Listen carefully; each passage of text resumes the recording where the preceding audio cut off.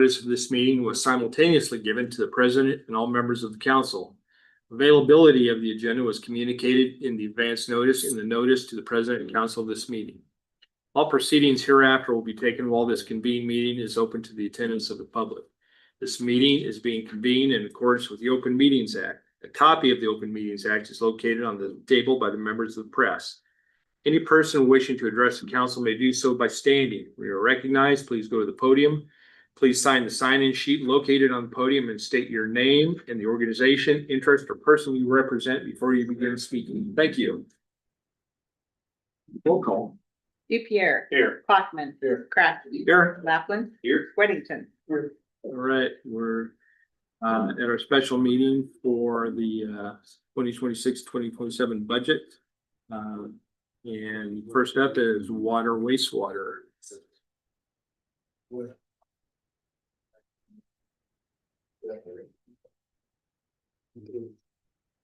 Is with the 50,000.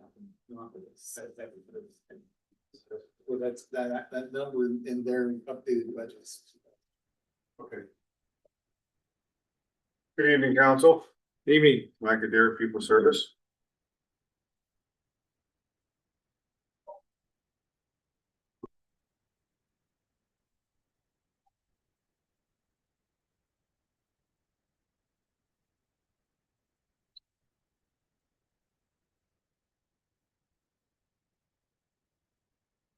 This is my second time with your budget, so I've only done this once. So do I start speaking or do you guys ask questions? Why don't you start off and just give us an overview of your budget request, and then we'll hit you with some questions. Okay. The additional things that we do have on here, we'll start on the wastewater side, of course, because that's probably the most confusing and everything with the SRF loans going into it and counting that as revenue. And then also with the improvements that we're doing there, we are asking for a little bit more on the maintenance for our televising, actually jetting and sewer cleaning, which we currently only jet. We don't inspect. So you're seeing larger dollars in that section because we are working on a quote with Johnson to come in and televise and inspect. And when they do televise, they have to jet and vac it. They have to clean it before they do that. So you kind of get your money twice there because they're already cleaning it to televise it. And then we could be more proactive on handling sewer backups or main collapses and that kind of stuff. So you'll see that in there. Council, that's under repair and maintenance. You're looking at a $225,000 budget that may be in your packet. We'll have to go out for bids on this, but I did get a quote from a company that does a lot of work around here, and that quote was 110. So if you look on under repair and maintenance, you'll see jetting at 50,000 something.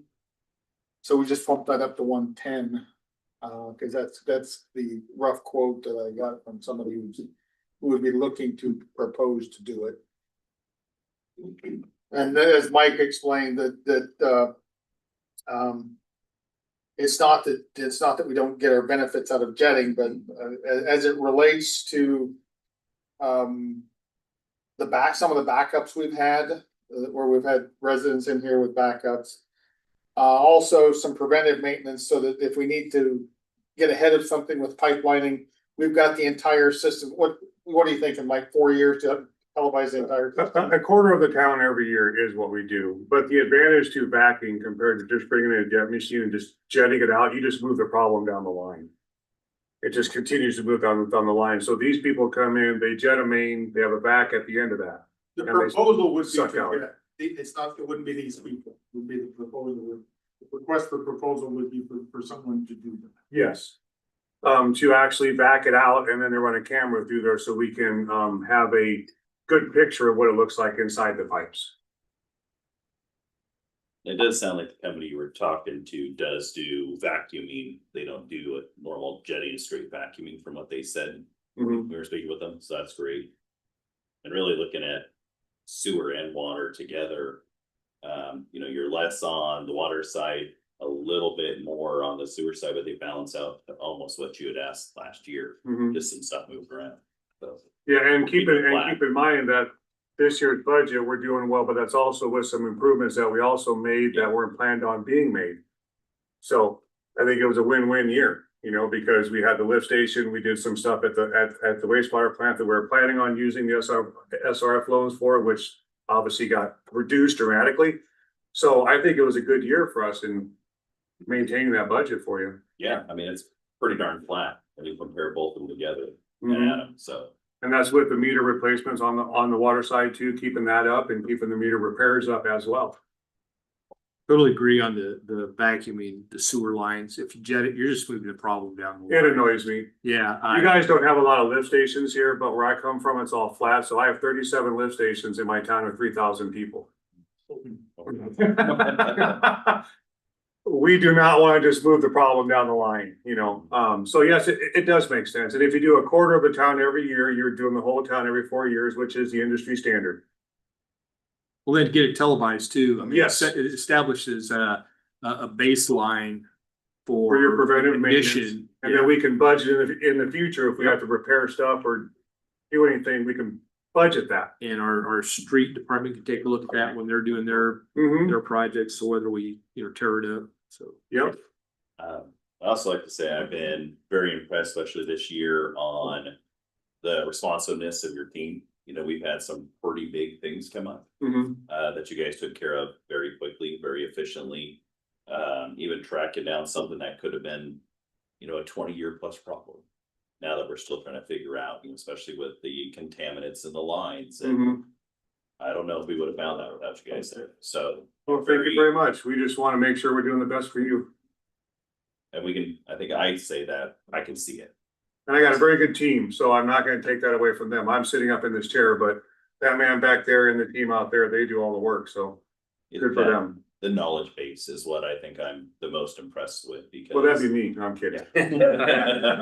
It just, we have a depth that not a lot of people can say they have in departments. And you guys provide a depth that if something happens, somebody leaves, job changes, role changes, it's a status quo for our community, and that's a big benefit for us. Perfect example when our lift station out south went down, and you bringing guys in from all over the country. So, We did, yep, Jeremy and Jason drove here that night, stayed up all night getting it fixed, and got an electric pump out here the next day. I was even impressed with that, to be honest with you. Yeah. I thought that went a little quicker than I thought too. not fast enough for the council, but. Well, it never is, I'm sorry. Yes, thank you. So otherwise, the budget pretty much is status quo except for those two things. Just kind of moving numbers around. Yeah, Really, that was, so were you gonna give us some highlights on the water department? on the water department, this year obviously was a big year with the new SCADA and stuff, so the water meters next year is a focus on the budget, and North Wells. wells 1 and 4. North wells, obviously we got some work to do on them. And that's in the budget too. And I think every year we'll have a couple wells in the budget every single year. Just to get them cleaned and make sure that they're all working right, preventive maintenance, basically. How many total wells are there? 9. Yeah. There are 3 that don't produce water all the time. Because the aquifer, it has to recharge, so we can't use those continuously. We have 2 main producers and then we utilize the rest of them. Plus, they're also split, right? You have some of them that do the south side, some of them that do the north side, so it's a little bit complicated when it comes to that, but. So then they go down. How many were they gonna clean per year? Well, not clean, this is service, that could include cleaning, we have a VFD that's out right now. And we have 1 that's pulling sand right now, so, those 2 have to be addressed. But every year we do like to plan and look at them, see what the preventive maintenance is. I can't really say what the 3 or 4 year stretch is, it all depends on what next year shows and and which ones we're gonna put our attention to. Some of the We have wells, the PRVs too that we're putting in there too, so. some of the wells that we put in, were too close and can't pump them at the same time. It's like putting a straw Oh, they gotta recharge. in and, you know, two people trying to. I remember that. But the upside of that is you can shut one down, do maintenance on it, while the other one's pumping. Mhm. So it Good works out, yeah. Yeah, and we got the pressure reducing valves in there too, to get those on a maintenance plan and start maintaining those, so they don't fail. So was there ever any maintenance done on a lot of this stuff or Like, no record? there really are no records of what we consider maintenance, right? So PRVs are a lot of internal parts, right? They got a bladder, they got controls, solenoid valves, they got a lot of parts in there. And so we prefer that every 3 to 5 years, we have a company come up and actually basically rebuild them. Take them apart, look at them, fix what needs to be fixed and put it back together. Because in a town like this, that's a big part of your system. I mean, it controls half your system. So it's a big part. So we don't want those to fail. You do any infrared scanning of your electric motors? Your I- distribution? We lines? don't personally, I can't tell you if during the, I'll look into that, during the preventive maintenance of the electric companies, if they do any kind of heat test on them. I can't answer Like that tonight. NPPD here in town? Or What's that? are you referring to like NPPD in town? No, our electrical contractors that come in and do work for us and like, the well company that comes in and does the maintenance on the wells, you know, they check out the starters, they check out all that. I don't know if they do thermal or not. I'll have to look into that. NPPD will, they used to, but that's part of their customer relations team. You know, if they would, it's huge because. Yeah, if it's free, it's even better. Exactly, you can, pretty much detect if you've got a motor going down a couple months out. Well, yeah, and starters and And breakers too, you know. You're fixing it on your terms and not when somebody's calling you going, hey, how come we don't have water this morning? Same with all your bearings, all your distribution panels. I'll guarantee you got all kinds of them that are, loose lugs and everything else. Good point. I'm surprised that you don't have that piece of equipment here. I mean, that they're not that expensive, a few thousand. No, it's a thermal gun Yeah, that you would put on it. Yeah. I'll see what one of those costs. yeah, cause, Aaron Jones, Mike, is the person at NPPD that. yeah, but I mean, for our guys, every time they go out to a well, they could scan a motor, the bearings, the lugs on the panel. Well, once a month, even just go out there and Yeah. get them, put them on our work order program that once a month give us the temperatures of certain points.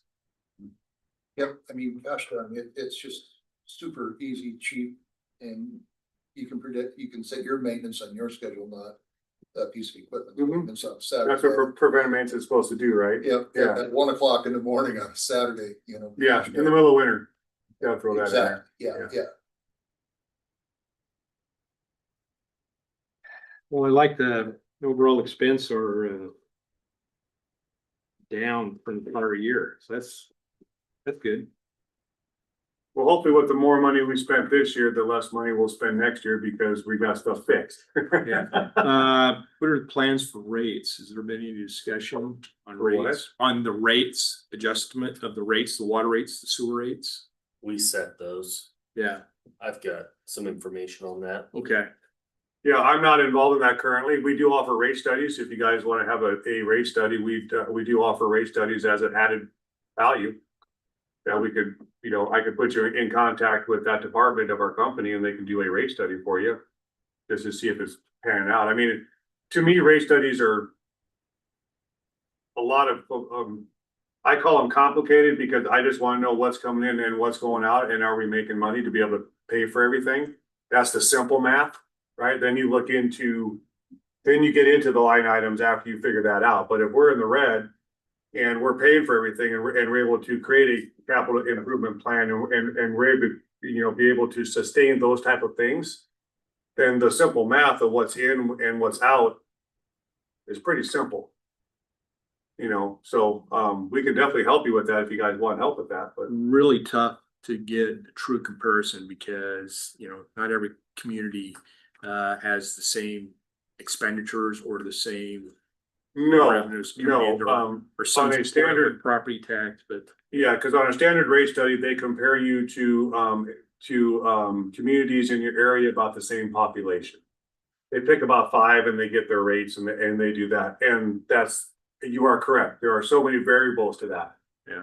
To determine, when's the last time they raised their rates. Cause I used to do rate studies for my company when I was director of operations, and people wouldn't raise their rates for 10 years. And I'm saying you need 30% more. Okay. Councilman Dupierre, when would you like to discuss that? I was planning on doing that in our general discussion here later. Okay. but Works for You're me. the boss. I think, we're ahead of schedule. We have 15 minutes. You wanna get into it? Unless, Mike, you have anything else for water sewer? Or? No, thank you guys so I much. guess quick question under Yes. capital improvement under the water is fire hydrant replacement. Yes. Can you touch on that? Yes, so currently we have 4 fire hydrants that we know need to be replaced. Okay, and we've got this we got this amount from current quotes by your local contractors. Okay, to eliminate 2 basically and replace 2, because there are 2 that we no longer need for fire protection. We have talked to the fire department and we've made sure that we don't need them for our flushing purposes or for fire protection, so I have them there. And so we're gonna eliminate those and we're gonna do 2 more, but we always budget for 2 extra. Because when we flush the hydrants this fall, you don't know what you're gonna find, right? We are currently working on trying to lower that cost for you. Okay, because you guys are getting to know me that I talk out of turn sometimes, so I'm just gonna say it, that I can actually bring somebody from the other side of the state and do it cheaper than what they're proposing the price to do here. So we are looking at that, and we're possibly gonna save $20,000 to $30,000 by bringing in my contractor from the other side of the state and paying for his room and board even. So it's kind of weird, right? But so that might be a lesser number, but we always plan. We currently have 4 that we're gonna work on, and we have, I believe, 2 more in there just in case we find them when we're flushing our hydrants. If we had to trim, is there any room to trim there or no?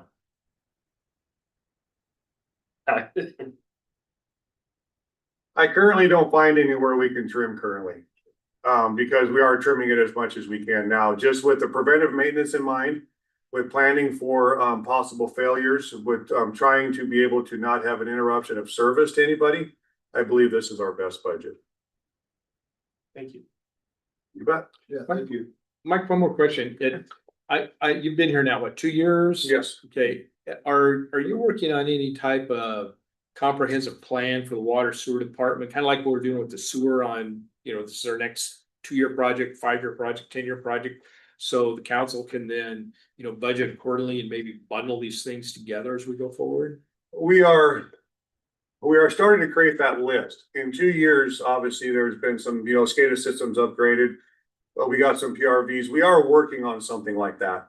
It's kind of in my head right now, just to be honest with you, because we have to be here for a little while to get to know everything that's actually involved with with something like that. Because we're doing tower maintenance. Some of the things are falling into place already. October, we're doing tower maintenance on one. We did tower maintenance last year. We brought in Vikings to do all of that. So we're kind of knocking some of that out as we go along anyway, and putting it in the budget in the future, because towers every 3 to 5 years need to be inspected anyway. So we're throwing that every 3 to 5 years into the budget. Okay. So they're able to do that. But to get something actually written and down for you, if that's your request, I will start working on that for next year's budget. I think we would like to see, even if it's just, your assumptions based on what you've seen so far. Yeah, and we're getting more knowledge, of course, like with the water mains, we can work on replacing straits when we replace water mains. Like the last water main break that you guys had, there were three breaks on that block. So my staff is working with your staff to see when does that street need to be replaced? Can we put something in 2 to 3 years from now? So it takes time to get that knowledge together, right? Because we don't have a lot of history as far as pure documentation to how many water main breaks there were, and it's not on a map, and we're putting them on a map now. So it takes a few years to develop that knowledge. Understood. All right. Thank you. Thank you. Councilman Dupierre, you got the floor. Well, there's one for you. Would you pass these down to the other council? To answer the last survey that was a rate study that was done was back in 2023. I did look at it again today and it's from 2023. It's 3 years old. My interpretation would be you could kind of make it say whatever you want it to say, depending on which communities you really want to target and look at. As a recap, last year, we went through and we kind of changed a few things on our rate structures as far as sewer admin fees. We focused on increasing commercial, hotels and manufacturing. I put this together last year. This is part of a 3-year plan. This year, what I'm looking at and considering, if you look at page 1, everything in yellow is what we would be adjusting.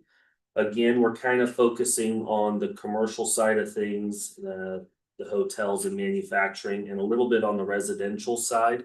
One of the things I've been looking as we go through this, and I would ask the question to fellow councilmen, is why should water admin rates and sewer admin rates be different?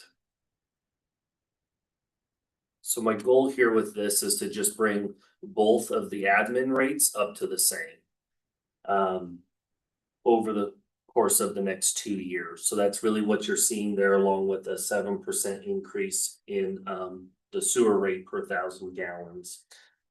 If we were to do this, it would generate an additional 6.25% in revenue, be an additional 190,000 in revenue for the water and sewer combined. On page 2, if you look at this, basically what I wanted to do is just show what the impact is to residential and commercial.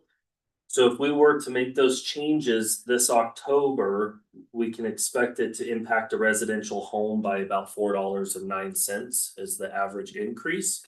And for a commercial user, about a $15.60 increase this year. Want to just kind of look into next year, the 27-28. Again, that's on page 3. Everything in yellow is what we'd be changing. And again, what you're seeing there is all we're doing is getting the sewer and the water rates equal to each other across the board. And then another 6% increase in the sewer rates.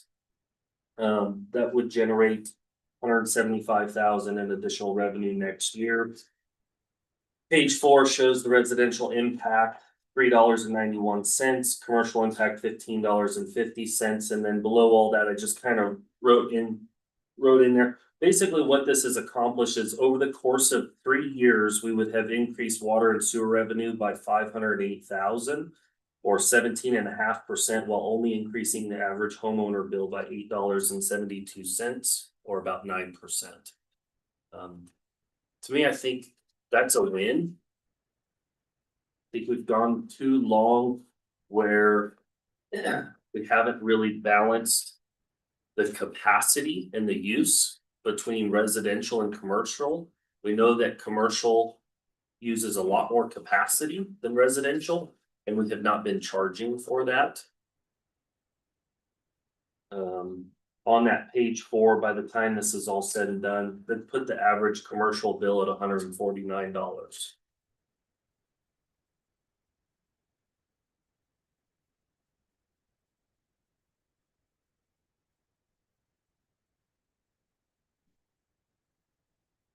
It's nice work. So as many know, I'm a small business owner here in Ogallala. It's hard to sit here and work these numbers and, try to convince myself that, yeah, we should increase the expenses to the small business. But I have to be honest that $150 a month on average for a water and sewer bill does not seem out of the ordinary. Yeah. All things considered. This year we've gotten to see the impact of contamination in our sewer system and what the real costs are to the city. That again just shows the amount of capacity and work that's required on the commercial side of things. So that's what I've put together. I'm happy to answer any questions. You're absolutely correct. We've pushed this back for so many years and not to be critical of past councils because, I mean, I don't like raising rates either. But, you know, we need to start increasing these just a little bit every year. You know, we got to cover our expense. It's a proprietary fund. We can't ignore it. You know, we had scares this last year, well, this calendar year, you know, with our lift station out south. That could have been a really, really expensive fix if that main would have failed. So I think by doing this, we're being a little bit aggressive on some areas. But I think we kind of have to fix how long we've gone without doing increases. I really think that at the end of this 3 years, which is 2 years from now, I think we'll be sitting at a point where now we can just talk about 2.5% increases. And as long as we keep up with it, we shouldn't get in this situation again. well, especially if Peoples comes up with their you know, like their 1 and 3 or 1 and 5 year plan, kind of like we do with streets and roads. If they have some type of comprehensive plan that we can follow and budget accordingly, that helps us too. The last thing I would just add to water and sewer overall is our billing expense. Right now, it costs $305,000 a year. That's what's budgeted to do billing. I think we need to take a hard look at those numbers. Didn't people say they offer that service? Have they given us any type of quote on it? We got some information, it's loose. Okay. information. Let's take a look at that, Till. Yep. See what we can get. on I that. think he mentioned it was considerably less than what we're doing. And especially if we're gonna start taking things online, you know, doing some big changes, I think that'll make a big difference too. I don't think we can change that this year because that's also gonna have unintended consequences because that funds the admin department as well. So there's gonna be some changes with that. We need to plan it and we need to work on it. People also want to get face to face with somebody when they need to talk about a water or sewer bill. And I don't know how Peoples would handle it. Peoples Inc. When I say Peoples. That would probably mean 2 people in my office would be let go. Because about 50% of the time is spent between new final customers and the billing and deletion billing and everything that goes along with that. Thank you for that info. I think Austin here, just for, you know, perspective, you know, most people, you look at, you know, allo rates per month have increased by quite a few bucks. You know, heck, Netflix has gone up by a couple bucks. And when you figure Netflix or internet or things like that, the things flushing the toilet, making sure you have water come out of a faucet is more important. So this increase is not too far out of line with what other industries are doing that people usually don't, you know, hear too much about. This is very important to keep this system healthy. You know, this is something I think that needs to be done. You don't binge watch Yellowstone then, do you? There was That's pretty important. That was primarily the thing that stood out to me when I started on this a year ago. Was why are the rates the same between residential all the way up through manufacturing when the capacity and the use is drastically different and you know puts a toll on the system. Yeah. Well, and I think as we found from Peoples as they continue to do their research, I highly doubt that's gonna fall into the people that are dumping stuff in the system. I doubt are gonna be in the residential, you know, customers. And the amount of damage and stuff that's happened over 20 years from, you know, illegal dumping into our system, far outweighs, so. I would, you know, I'd be supportive of using this rate structure and then plugging it into the budget that we're working on now, if that's okay with everyone. Yep. Coletta? I'll get you the numbers.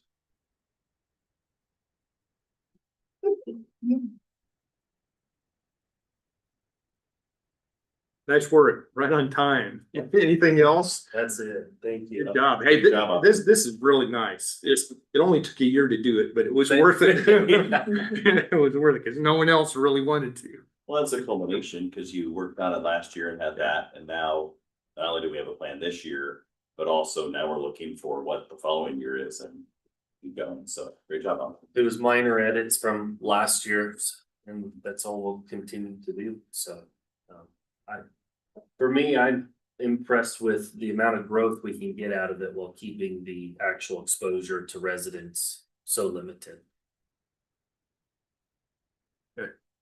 Planning and zoning, Mr. Scott. Good evening, good evening.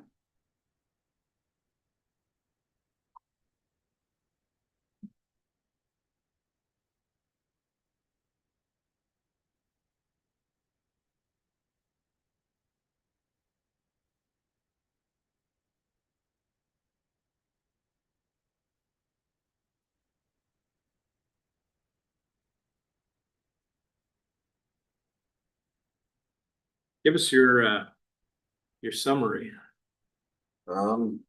Pretty much my budget is staying the same as last year, except for we're adding a planning and zoning portal for the cloud permit service. So it'd be a due subscription.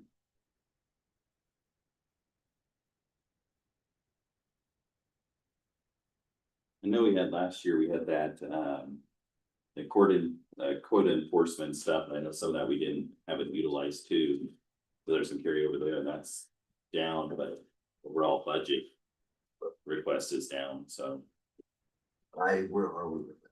In code enforcement, On the, they have their own software that they're not comfortable coming over and using this. right, right. Say that again, the what? They have their own program at the police department for code enforcement. We need to. Our code enforcement officer needs to be able to integrate over here. We just haven't done that. That's the plan though, right? It will be the plan going forward once we get more. Once we get our bugs worked out of our code enforcement officer. Okay.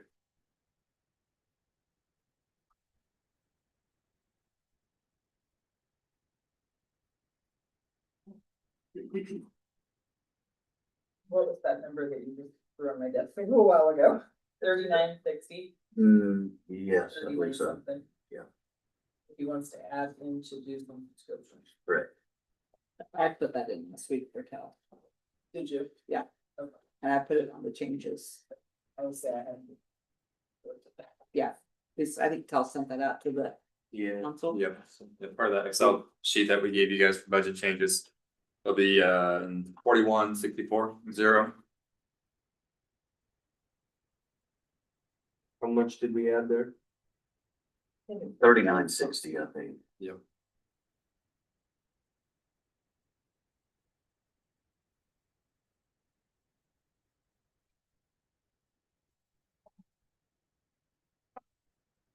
Well, I guess I'd ask you the same. Nuisance abatement, that number won't be as high, is it? We lowered it. Well, if we carry it over, I mean, What's we're that? not gonna get 42. Davison's done Right, this year. And hopefully, they've got it all piled up on one property, it won't be.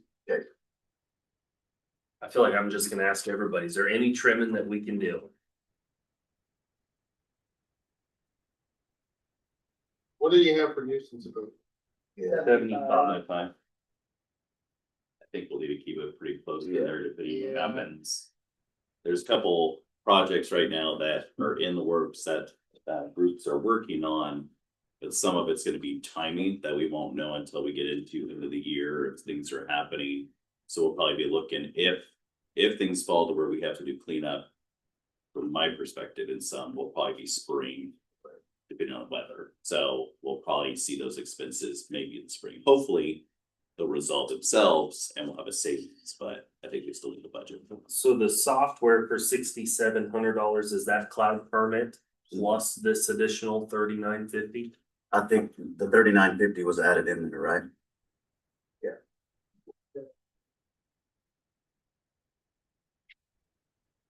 So it's more like $10,000 for cloud permit? it's that much. The 6,700 is what you had told us, it was our yearly contract. And you So wanted to then add that's this other- correct, yes, So it's about, yes. what did the 3,900 add to cloud permit expenses? It added to the software. So it- Planning zone. planning and zoning, yeah. What's the additional 35 or $3,900 for? It's for planning and zoning. The 5600 Planning and zoning for building. portion of the software. So it maps everything together, runs it like the building permits through the software. And that wasn't part of the original contract? No, sir.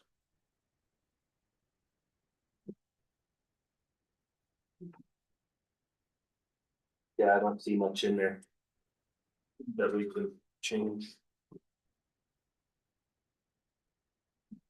Any questions? Any questions for us? No, sir. Any questions for Brandon, council? All right. Thank you, Brandon. Thank you. Thank you. On the cloud permit, Councilman Dupier, we wanted to phase it in because we knew we weren't gonna get it all, but it's taken us this long just to get the building permit and the The code enforcement, code enforcement, so. the code integration part of it. And we're still working on code integration, so we're kind of taking this a bite at a time, rather than have somebody sit there that we didn't get to. Fair enough. How's the reporting aspect of this software? It was a bit to get used to, but we're getting it now. So I guess how's it helping you do your job? It's more efficiently. It keeps track of everything better. It gives me a schedule, a calendar. And Helps with inspections. helps with inspections. There's better documentation of inspections. And then is your department the only department here in the city that has access to it? All administration does. Our entire office, the clerk's office. And the city manager.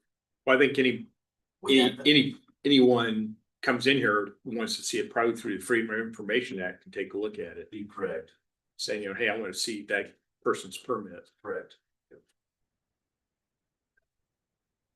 There are reporting mechanisms to it that are not. That we have some disappointment with, but he's working with Cloud Permit to see if they can make some tweaks on their side of the software to give us more work. Yeah. The reporting mechanisms are kind of, clunky is the best word I guess. 4 hours is free. You got a better word than clunky? Yeah. That is. You don't need to Well, it's pretty good. I mean, it's just an Excel spreadsheet. That it needs items added to it. To where the paper and everybody can understand it better. That makes sense. It doesn't add like the valuation cost of each project. I have to go through and manually do that, which that should be a simple tally. You know, stuff like that. So do we want to stay with cloud permit? Yeah. I would hate to switch after we're starting to get used to something, but the way that it actually, the program works, once you get the hang of it, it actually is, it's not that bad. It's pretty simple, but it's the fact of learning something completely new and a different style of what we've been used to, you know, how we've been used to doing, so. It's easier to switch softwares now than in 5 years. That's all I'm saying. I think- expensive option for the other option. When they were pitched to us between iPlan and Cloud Permit, it was apples, and they're pretty similar. So it's a W no versus a W no. And it's just a way of navigating around their software. I mean, I think they have both the same features. You just navigate through their software a little differently with each program. Did we look into other communities that are using cloud permit? We did, and they were satisfied, but there's only one in Nebraska. What's the downfall? There was 2 that used iWorks. And I think we had kind of decided to go with the cloud permit, so I never reached out to the iWorks. The selling point on Cloud Permits, which turned out to be not as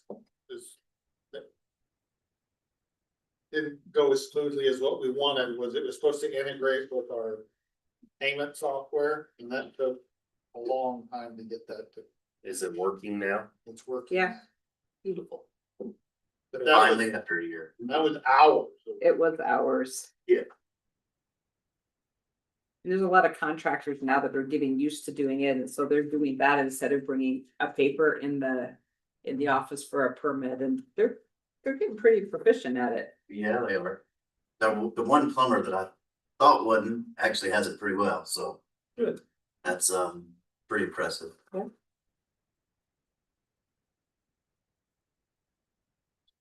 All right, anything else from Brandon? Not? Let's jump right into fire and ambulance. Come on up, chief. Afternoon, folks. Afternoon. I need my bulb over here. Sorry.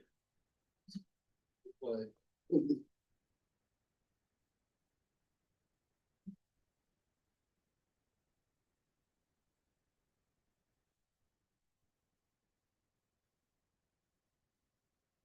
Give us your highlights, please. Well, let's see, going through the budget process, the fire department didn't ask for a ton this year.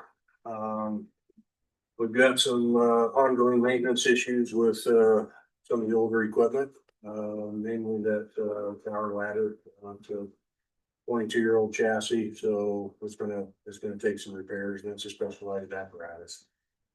We're on the downhill side of that though, so we should be getting on top of it. Few little maintenance things on, city engine 31. Other than that, things are in, relatively good shape. We, had some issues with some garage doors, but I think we've got that kind of taken care of. Working on a maintenance, agreement with, another vendor. Weathercraft, they kept coming out and things weren't getting fixed, so we're gonna rectify that. Other than that, the equipment's in relatively good shape. PPE and gear, you know, of course, everything just keeps going up and up and up. So we compensated a little bit because our recruitment isn't as heavy as it used to be. So rather than doing 4 sets of turnout gear, I think what we did was 3 sets of turnout gear to help offset some of those costs. It didn't change the dollar a whole lot, but like I said, rather than adding it to the budget, we kind of kept it the same. Looks like, you know, you got a pretty tight budget. I'm sure Councilman Dupier, I'll let him ask, you know. Where do you think we can, if there is anything to cater for him, or what it would be? When we were going through things, like I said, there's not a lot of waste there. We've tried to, and I've worked with Miss Jane a lot, trying to make sure that we're staying on top of our budget. The maintenance costs is what, you know, we've got aging apparatus, and when things go wrong, it's a fire truck, we have to fix it. So those are some of the things that we need to look into, maybe maybe not this next fiscal year, but the one after. Maybe look at what it's gonna take to maybe procure newer apparatus. Is any of this stuff anything our own mechanic can do? Oil changes and things like that. But as far as, you know, like the pump testing and all of that stuff, that's all specialized. Okay. But we do DOT inspections, and what we've tried to do there is we offset the years. So if we're doing pump testing 1 year, we do the DOT inspection the next year. We have 3 years total to accomplish all those. So we've tried to offset those costs as much as we can and stay simple. And make sure that the apparatus is safe for the volunteers to operate. And are we talking about specifically the ladder truck or? That's all of them, Councilman Dupier, everything, so the city engine 31, the tower ladder and, the partially, the shared, rescue truck. Those are all big chassis, so, they go to Poppy's and, he does a DOT inspection, that's going through the whole undercarriage, the brakes, you know, the hydraulic systems, all of those things. And if there's anything that is amiss, then, you know, we get that repaired. And which one are you thinking we're gonna have to look at replacing in 2 years? It would probably be engine 31. Would be the engine that we're looking at. We did some upgrades to that, and again, it's to stretch out the viability of that engine. But there's an algorithm, and I'm not gonna bore everybody here today with that algorithm. But when, you know, your maintenance costs start to outweigh the benefit of the apparatus. Fire service has this big, long algorithm that they utilize. And, we're right on the precipice with that truck. How old is that unit? The, How long have we owned that? 31, we've had that, 5, 6. We've had, time flies, Kevin, but I'll bet that's 7 or 8 years we've had that truck. That was like 330 or 350,000. Not that one. That one, we purchased, from, Midlothian, Texas. And that one I don't believe was, I don't think that was over 200,000, maybe 2.25. I believe it was. Again, that little detail escapes me. The ladder truck, that is also an aging chassis, but, we're getting those repairs conducted and completed. So we're stretching out the viability of that truck. That one, we're gonna almost have to stretch out that usability because, you know, the city can't afford a $1.8 million truck. For what we would use it for. So that one, you know, we can put a little bit more into for a little bit longer, but engine 31, that might be the one we need to look at. And with the hotels we have being built now, we need a ladder truck. The multi-story is definitely, that gives us a lot better capabilities and we're, compliant with ISO and everything like that. You know, I mean, Dale, you've always done a good job on your budget. You've never added any fluff anywhere. You That's, keep it pretty. you know, I work with Miss Jane a lot. She helps a lot. Between the lines, let's veer off a little bit into future with this fire department, fire district consolidation. What's your view on that? Where do you see that? Where do we stand right now on that? Most of the rural fire boards have been contacted. And those discussions are, I'll say, ongoing. It's favorable right now. There was a lot of misperceptions and misunderstanding about the whole concept. You know, at first people were thinking, oh, it's Ogallala just trying to take over everything again. Well, that's not the case. The reason for consolidation and the reason that we're trying to be so proactive is the fact that other communities are actually having to forego or close or cancel services. We can't depend on a volunteer model, you know, forever, right? We've already figured that out with EMS. It's just not viable, okay? The fire service is sadly falling into that same rut. We just don't have the volunteers, and this isn't just a local regional problem, this is nationwide. So the consolidation is to stretch that, kind of like I'm trying to do with these apparatus over here, is to stretch that viability as long as we possibly can to actually save our taxpayers in the long run, okay? It's gonna get really, really expensive if we have to pay for fire services. And every Paxton, Brule, even Keystone, Lemoyne being rural, they all understand that concept. So the reason to consolidate is there's power in numbers. And then it's starting to manage those apparatus. So if we can consolidate and run more as a countywide service, one entity rather than four separate entities, Paxton doesn't have to sell 75,000 hamburgers to buy a truck. They have one budget, one board, and that governing body is gonna allocate everything to fire response in the county. With the city portion of that, I know there's a lot of legalities and details to work out, whether it's an interlocal with that district or, you know, how that would actually look. And, you know, get the finances all squared away. But in the long run, we're gonna save our taxpayers money and we're gonna be able to manage the apparatus allocations. We should be able to save our taxpayers money in the long run. Just in the efficiencies of how they would manage that. So instead of purchasing, you know, say Paxton needs a new apparatus and Ogallala needs a new apparatus. Okay, Ogallala has a higher call volume, so you're gonna get the new apparatus. And then in 2 years, this apparatus is gonna relegate over here and, you know, or maybe Paxton gets that next new apparatus. But then we're not gonna have 30-year-old apparatus in the county.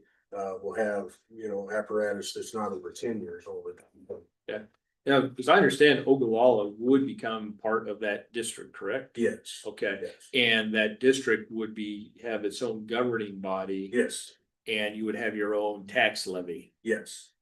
Yes. And so what we're showing right now in our budget would disappear and we would just see a line on our tax statement. Key County Consolidated Fire District. That's as I understand it too. Yeah. Like I said, some of those. Yep. Some of those legalities, we've reached out to some other communities like Kansas and some places where they're actually running countywide services. They're set up just a little bit different than we would be, but in essence, that's how it works. Well, Kevin Reese has been leading the charge on this with Dell and I personally have been staying in the shadows because they do think the city's trying to take this over and we're not. Nope. We're trying to make it more efficient. You have access to funds that as a consolidated fire district that we don't have access to now. Yep.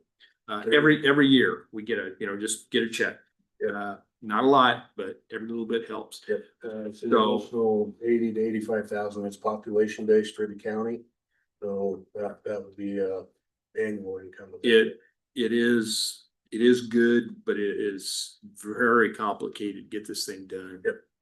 And I would suspect we would have, it'll probably be another year before this thing is. Kevin is reaching out right now. So he had a conversation with Brule, and that actually has turned favorable. That's what I heard. I talked to Kevin today at noon, and he said everything's moving Yes. that way.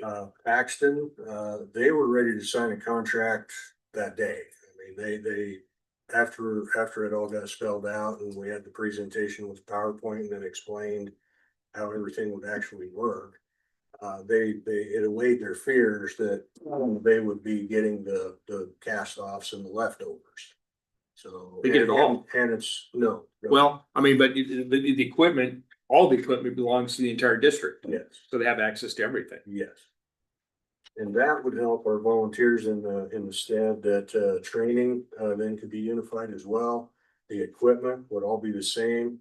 It wouldn't matter what station you're, so in essence, we might change our response algorithm rather than all the volunteers coming to the Ogallala station.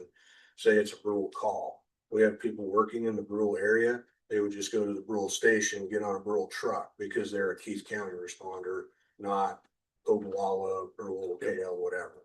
So there's a lot of efficiencies that we can work into that. And they had this perception that there was going to be one fire chief calling the shots, and that's not the case. Every station would have their fire chief, so that doesn't change. The only thing that changes is where the budgeting and the monies come from and that governing body. Okay. And again, as I understand, correct me if I'm wrong, that these fire districts that you and Kevin Reese have been talking to, they understand that the EMS, the ambulance service would then become part of that. So that's okay. That's correct. Okay.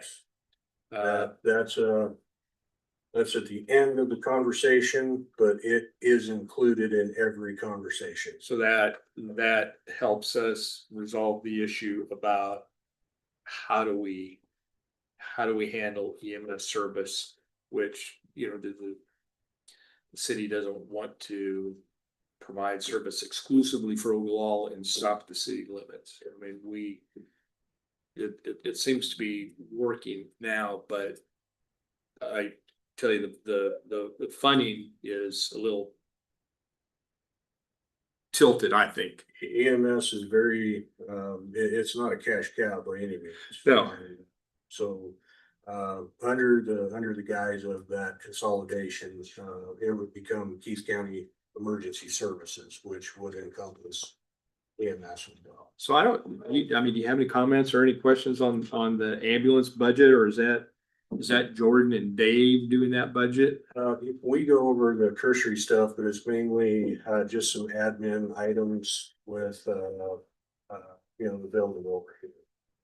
I really don't have any purview on vehicles as much as I used to. Honestly, I don't miss doing a lot of that admin stuff for EMS. So you did get batteries for them air packs ordered? Yes. So the 8 batteries that are in are not your batteries in As far as lithium ion batteries, 8. we had some extra batteries that those guys were needing for the new SCBA. Yep. And yes, those were ordered. Under this current year Yes. budget. Yeah. That's why we see the quotes, but it's not budgeted for next year, is that right? Right. 35 is EMS, 36 is still. For the department number at the top. So if you're seeing the batteries in the ambulance, that's in the local. Not his budget, it's David Jordan. And there was somewhere in here, I seen batteries on. Yeah, it's on the ambulance. in the local. If that was for the ambulance, then that would have been for those striker cots, Kevin, and that'd be a Jordan and Dave question. I didn't wanna. The batteries are on page 23. We talked about, you gotta have the batteries, Yes. but they're ordered, they're sitting in the, Again, that's gonna be a Jordan and Dave question. for your air packs. Oh, the air packs, yes, those were, that's definitely, Yeah, you kinda need to. yes. And that's just a rotation program, so that the air packs are always viable on the trucks. We have a set on the Charger, and then those are changed out with the ones in the air packs, and then they have a rotation when they're doing truck checks, if they do that. I apologize to council. I wasn't here a week ago for the budget workshop when you talked to, I think, Jordan and Dave were in here. Are we gonna get another crack at their budget or another discussion with them, or was anything resolved? I think we do need to have another discussion about it. Just with numbers in general, because I mean, how things are put together. I know they'll say somebody out in the county, having property out in the county, they're paying through property taxes for a county, but when you look at it per person, the numbers become quite skewed. I mean, on average, and these are just rough, I like to use manager math for this one. But in Ogallala, every citizen just for the Ogallala side is paying almost $145 a month for every citizen in Ogallala for the service. That's not including what the county charges, roughly $86 added onto that, which we're paying an extensive amount when you factor in Ogallala to the county. And to me, a person that has a heart attack in Ogallala shouldn't have to pay more money versus a person that's just outside city limits that has heart or rural, because even looking at, you know, our interlocal agreements, it's pretty skewed. And we're running, you know, equipment a further distance than Ogallala, so, you know, we have to figure out a better way to do this so that Ogallala citizens are not bearing the brunt of it. Because we would financially, I mean, just strictly financially speaking, we would save a lot more money just by bringing services and being Ogallala. Comparable to providing services into the county. So I think we just need to continue to look at alternatives and other stuff to look at and figure out how we better balance. I think when we put it together, we did the best job that we could to get services started, which is a big job that we did. But I think it's really time we refine what that looks like, including with our interlocals with other cities, because even if we're a backup to another group, some of the costs for us just to be a backup, even if it's not used, it's still not factoring to where, you know, Ogallala is still paying a ginormous, you know, almost penalty to live here in the city to have ambulance service versus county side. Well, when we started this, when we took over from Region West, I mean, we had a gun held to our head. Yeah. We didn't have any choices other than stop emergency medical services. And that wasn't gonna happen. So now we're to a point where we can sit down, we've seen how it's been operating, we know what it costs, we have some data to look at. You know, what I'd suggest is a couple of council members meet with a couple commissioners and Dave and Jordan and get something worked out. And Yeah. if we can't. Cause it's, I mean, if you take one individual just in the county, let's just say just outside the city limits, a one person household, it's costing them $86, give or take. Like I said, this is rough math. To have an ambulance service that goes out to if there's an emergency, right? In town, rough estimates, it's costing an Ogallala resident almost $231 for a single person in a house to have an ambulance roll here. Same issue. Why should that person here that's 3 blocks down pay more than a person 2 miles outside? I just don't understand that. Part of that is because the city of Ogallala, the residents are paying their property tax. Portion of that goes to the county, and that's being used to help that. And I think the county commissioners are getting a clearer understanding on that now. We just need to have that discussion. So Just a balancing, you know, figure out what's the best way to do it. And I think, you know, fire department is a great example. By having it in the county, having it where everybody's assessed a tax, it's the same tax that everybody's getting. Sure. And I think that's one thing that we need to continue to push for our ambulance services to go the same direction so that everybody's paying the same thing. And that service then can be spread over like we're trying to do now for fire department. I think it just creates a clearer distribution and a clearer way of doing things in the future. I mean, this is not a criticism of what we have done. We've done a fantastic job putting this together. It was hard, it was uphill. But now that we have a couple of years under our belt, it's time to start looking at what that looks like. yeah. Okay. Who would volunteer for that? To meet with county? I will. I mean, I'll jump on too. Yeah. Yeah. What that looks like. And even if we have you know, my goal would be to look at it and say, you know, what's our plan? What's timeframes look like? You know, so that we can start moving in some direction. So that we have a clear idea of what the goals is. I sat down with Dell here back in about June and we talked about countywide. I've got a friend of mine in Kansas it works with a countywide fire department.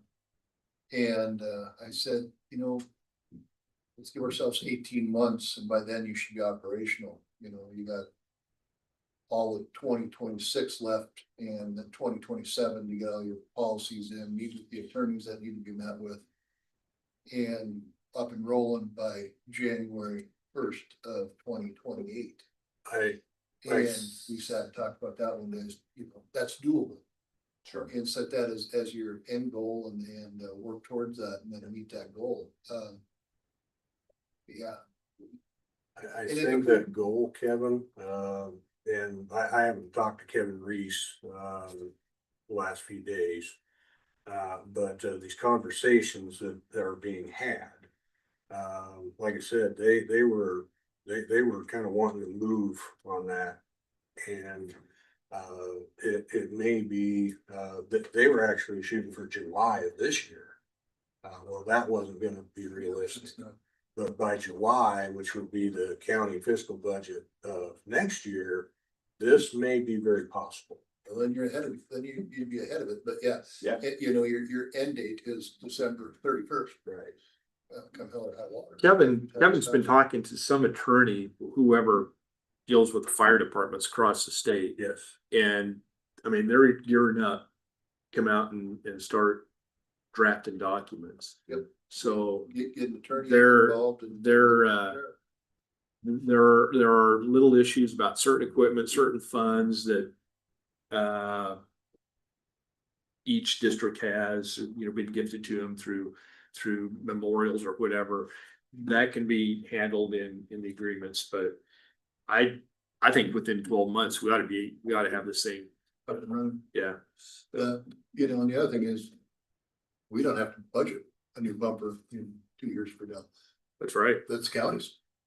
Well, it would be the It would be the consolidated fire district. So, Exactly. yeah, all right. We'll get a little bit into the weeds on that, but the one answer I can't seem to get on this, when that happens, how does that affect us on our budget? Because we know that if we lower our tax ask, it hurts us in the future because I call it a lid, Mr. Wilkins calls it a lid, Jane's got a different term for it. It's not, it used to be a lid, it's not called a lid It's- anymore. It's not they got anymore, rid but of if it. all of a sudden we take ambulance and fire off of our budget, that lowers our tax ask, and how is that going to affect us?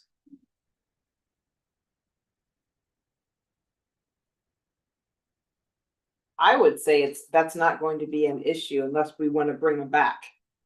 It's, cause if you lower your levy.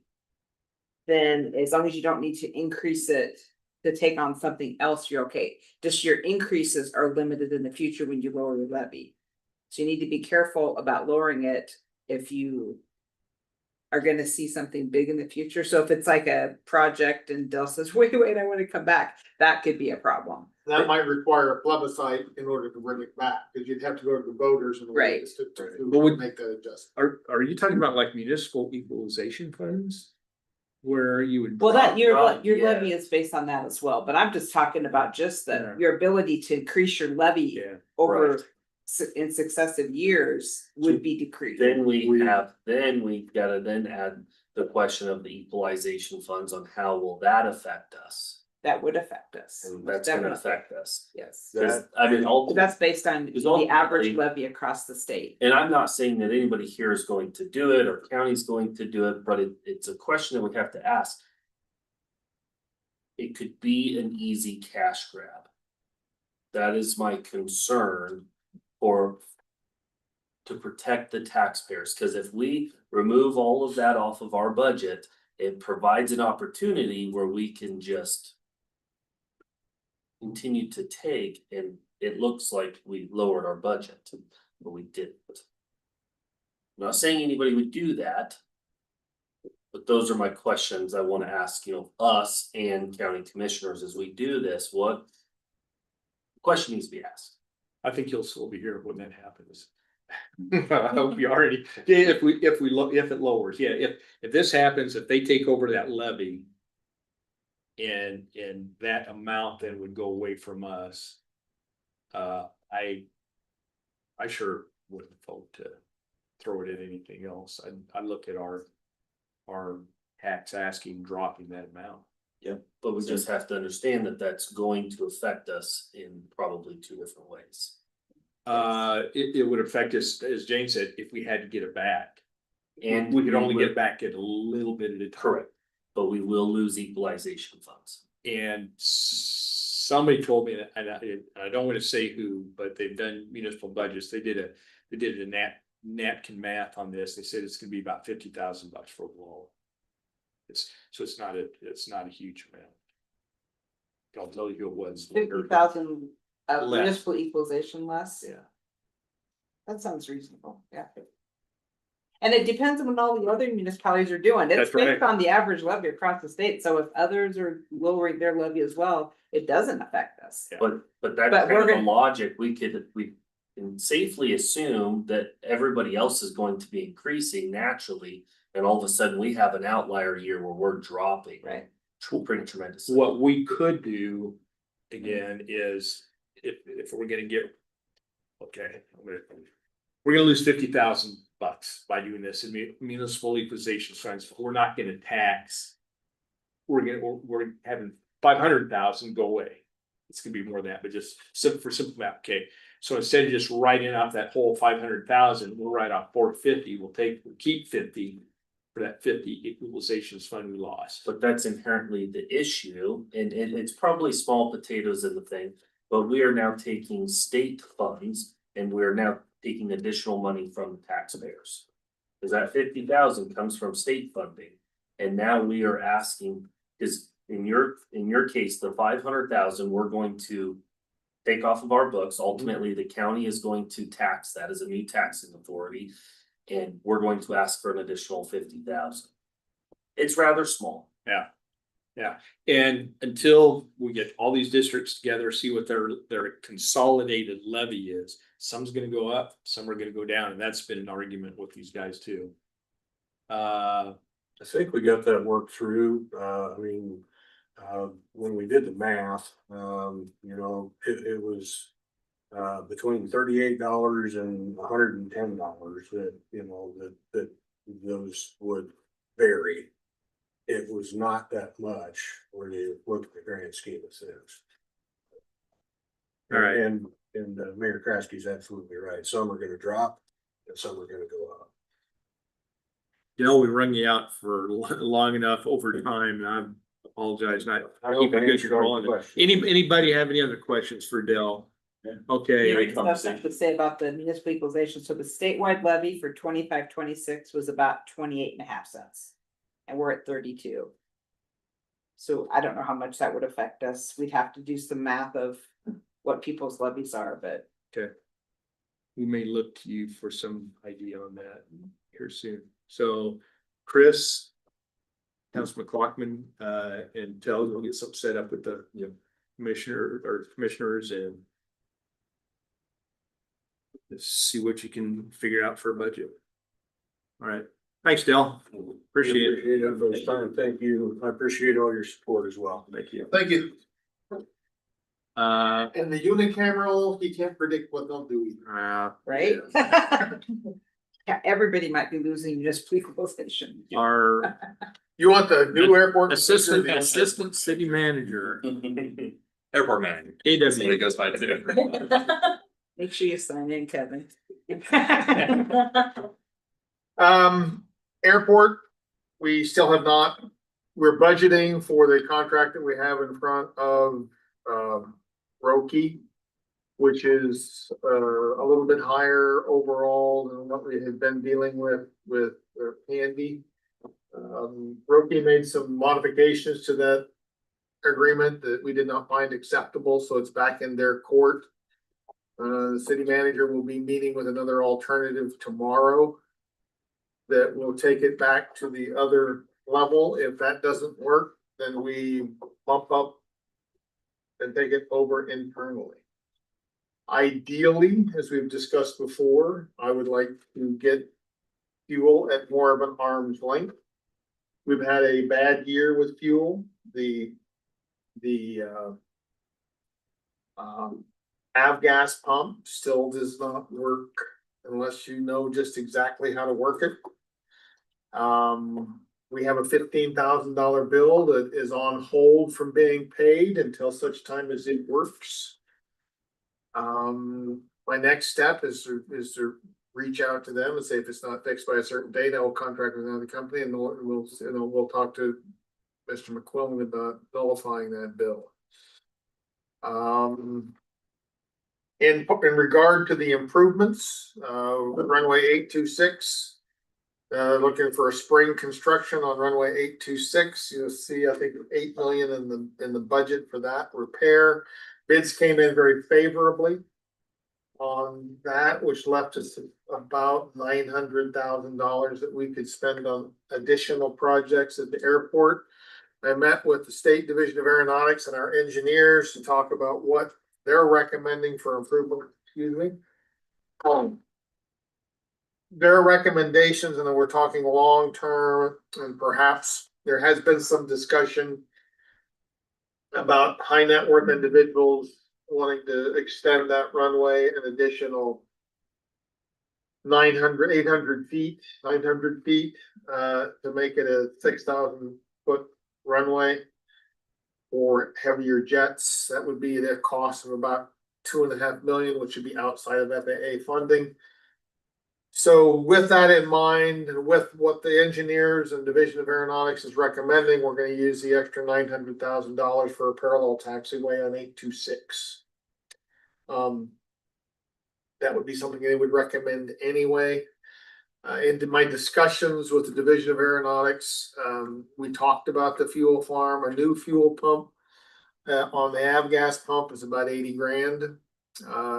They said, come see them next year and they'll see what they can do to help us out to get that avgas pump. If I would have used the federal dollars to fix the fuel farm, it would have triggered a bunch of requirements, which would have turned an $80,000 project into a $1.5 million project. So we went, that settled that discussion. They wanted to get as much bang for the buck as they could. While we're pouring concrete, we need to do that parallel taxiway anyway at some point, so that's what they're recommending. That's my synopsis on the airport. So the 25,000 for the fuel farm, what are we getting for that? Just anticipating additional repairs. We got a $15,000 bill that's hanging out there. Okay. So that $15,000 bill, I'm fully anticipating it's gonna carry over into the next budget year.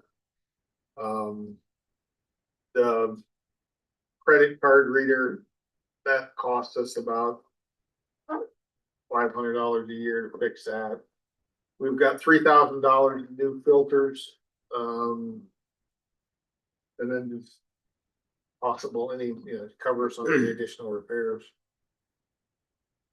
That's all we have out there is avgas. We don't have Jet A. We have Jet A. Do we? Yeah. And that works? Jet A works.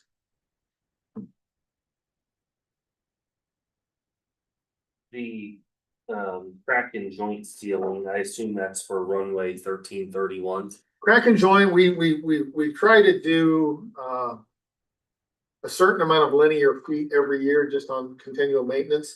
The guy that used to do crack and joint sealing retired. That's through the Division of Aeronautics. What's 50 cents a foot, I think is what. Sounds about right. I think it's 50 Yeah. cents a foot, so we get 40,000 linear feet of crack sealing every year done. A lot of that's on the apron. I think the last time I was out there with him doing crack seal, it was mostly on the apron, but we hit some spots on 1331 also. Just asking, because if we're redoing this spring, 826. 826 will be all new. So there's no crack sealing. It's mostly the apron, and then there'll be some crack sealing on 1331. So do we need to budget 25,000? Or could it trend? You could probably cut off $5,000 of that. Or you could just not do crack sealing next year. I mean, that is an area. But if you don't, you don't crack seal, then the cracks grow, and now you're penny wise and pound foolish. We end up with deferred maintenance issues like that's a habit we're trying to break. 30 years ago, I remember crack sealer was trying to find paper bags, gunny sacks, whatever he could to fill the cracks before he filled them. I mean, they had cracks that a tire would fall into. Yeah, 1331 was bad. Yeah, and now this was. I've sent the street boys out there to do some patching with some asphalt. Yeah, this was the day before flowable fill, and it was a mess. We had to close runway for a while. So, yeah, we wanna stay on top of that.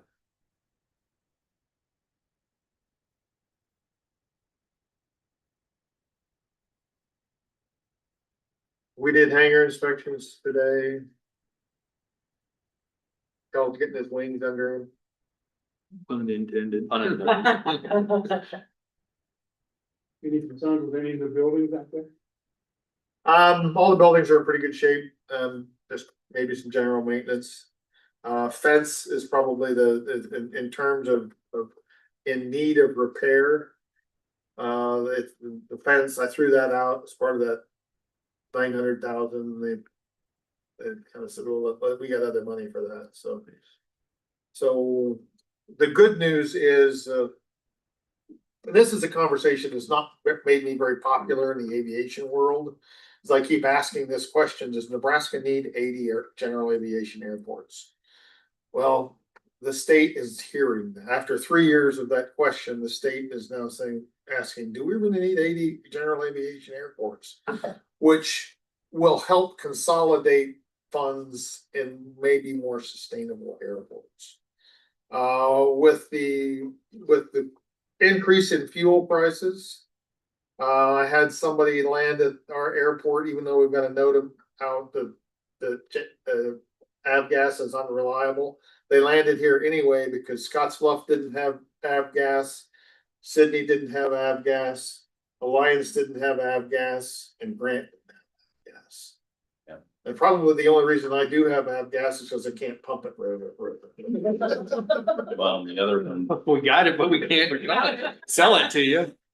which a lot of the other ones don't want to buy it because of the fluctuating cost of fuel. Nobody wants to get stuck with that much fuel at that high of a price, so they're just not holding it, so. How many gallons do you have to buy of that at a time? We generally get about 3,000, don't we? I usually do 4,000 of avgas and 3 of Jet A. But I haven't had to buy avgas for a long time. The problem with avgas sitting in the tank is it, especially when the tank is half full, there's a lot of surface area for it to evaporate. So I was gonna say, how long of expiration does that have?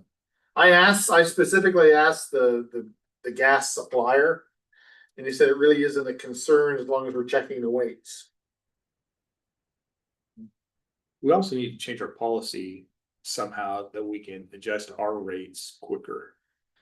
On. Yeah, we're a buck higher than whatever we bought it for, which gets us back to getting it contracting out, getting that fuel at arm's length. They can follow the market like a regular. I mean, every time we buy gas, we'd have every time we would have in order for us to follow the market, you'd be adjusting the fee schedule every meeting.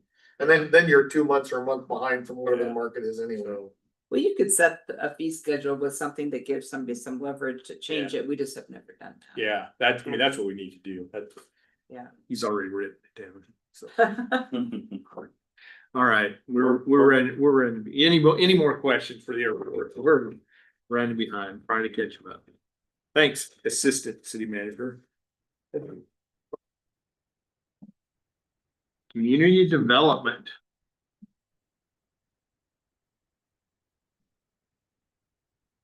Yes, and this is just to go over kind of the initial plan that we kind of looked at, and then just over a rough update is my guess.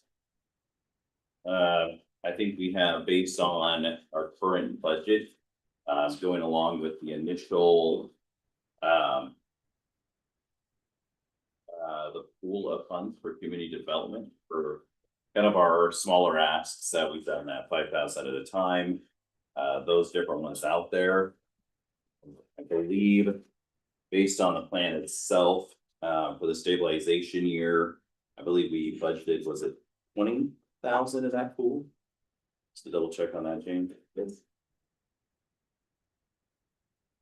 We have one request, is limited to 5 and. Yep. Yeah. So the 5 and the 20,000, which is based on just this year stabilizing out.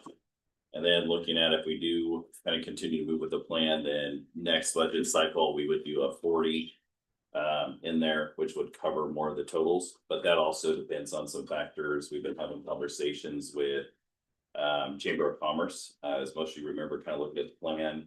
the two groups that we were gonna talk with was Chamber of Commerce and KCAD in that. And we've been having some conversations there, having conversations with KCAD, kind of explained what this plan kind of looked at.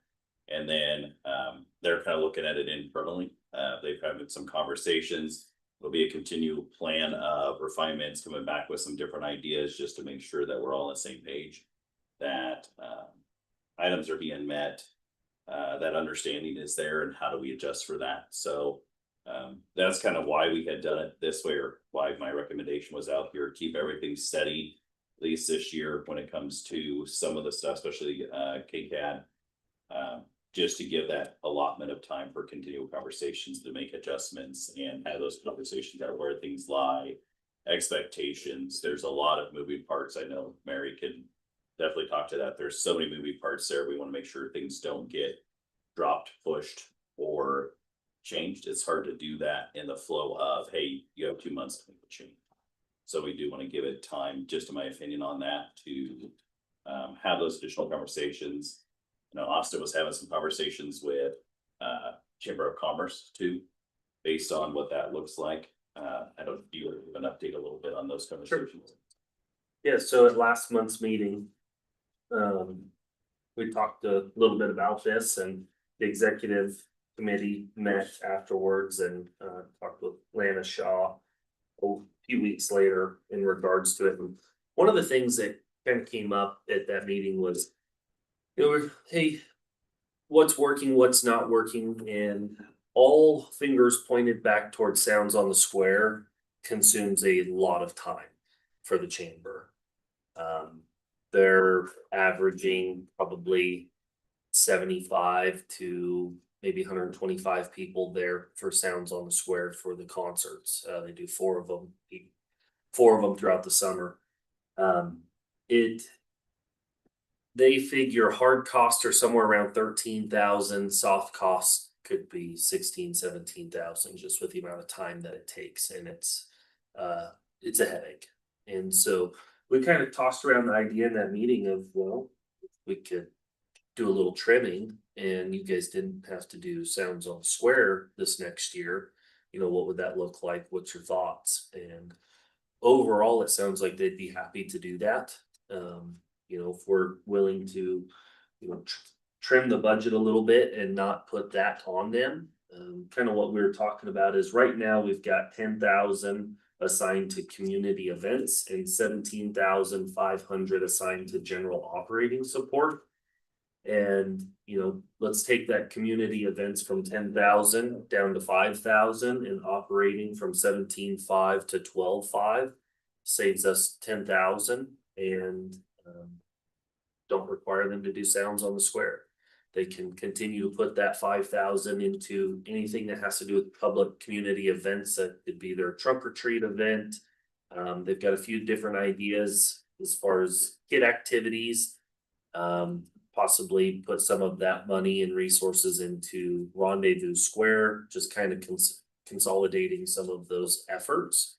They continue to do the independent fireworks show. They said that that does take quite a bit of time, just from fundraising and day of planning and all of that. Perfect. You know, part of the goal of one of the things that we looked at is just to use chamber, for example, is if we provided, you know, a stipend of what a membership would be, because it can't be a membership of a chamber of commerce. So if we allotted, let's say, whatever their largest membership is, 5,000. But then when it comes to, you know, trunk or treats, things that they want additional funds for, they would come before the council and make those requests. So that as a city, we have a better control and an idea of how those funds are dispersed.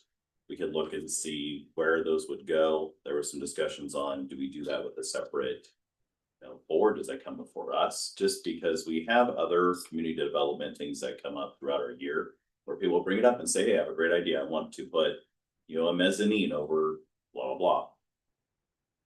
Do we treat community development stuff the same way, where they come in as a per time item instead of just a budget when things come up? Because we can look at it as a per event, you know, per community benefit plan. And then depending on where budget is, what other things are going on in the community, we can say yes or no to, or fluctuate that give per year. We've done that with keynote funds too. I Correct. mean, where they come in and request Yep. funds, so.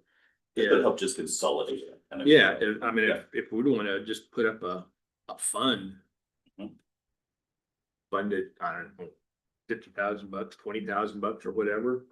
That's what this is this year set in the budget is a 20 with the 5. But then next year do 40, kind of see where it goes with that kind of a request.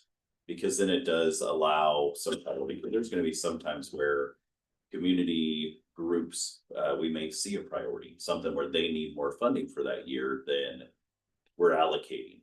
It'll give more flexibility not only to the council, but also the flow of what's happening in our community to get it at any given time.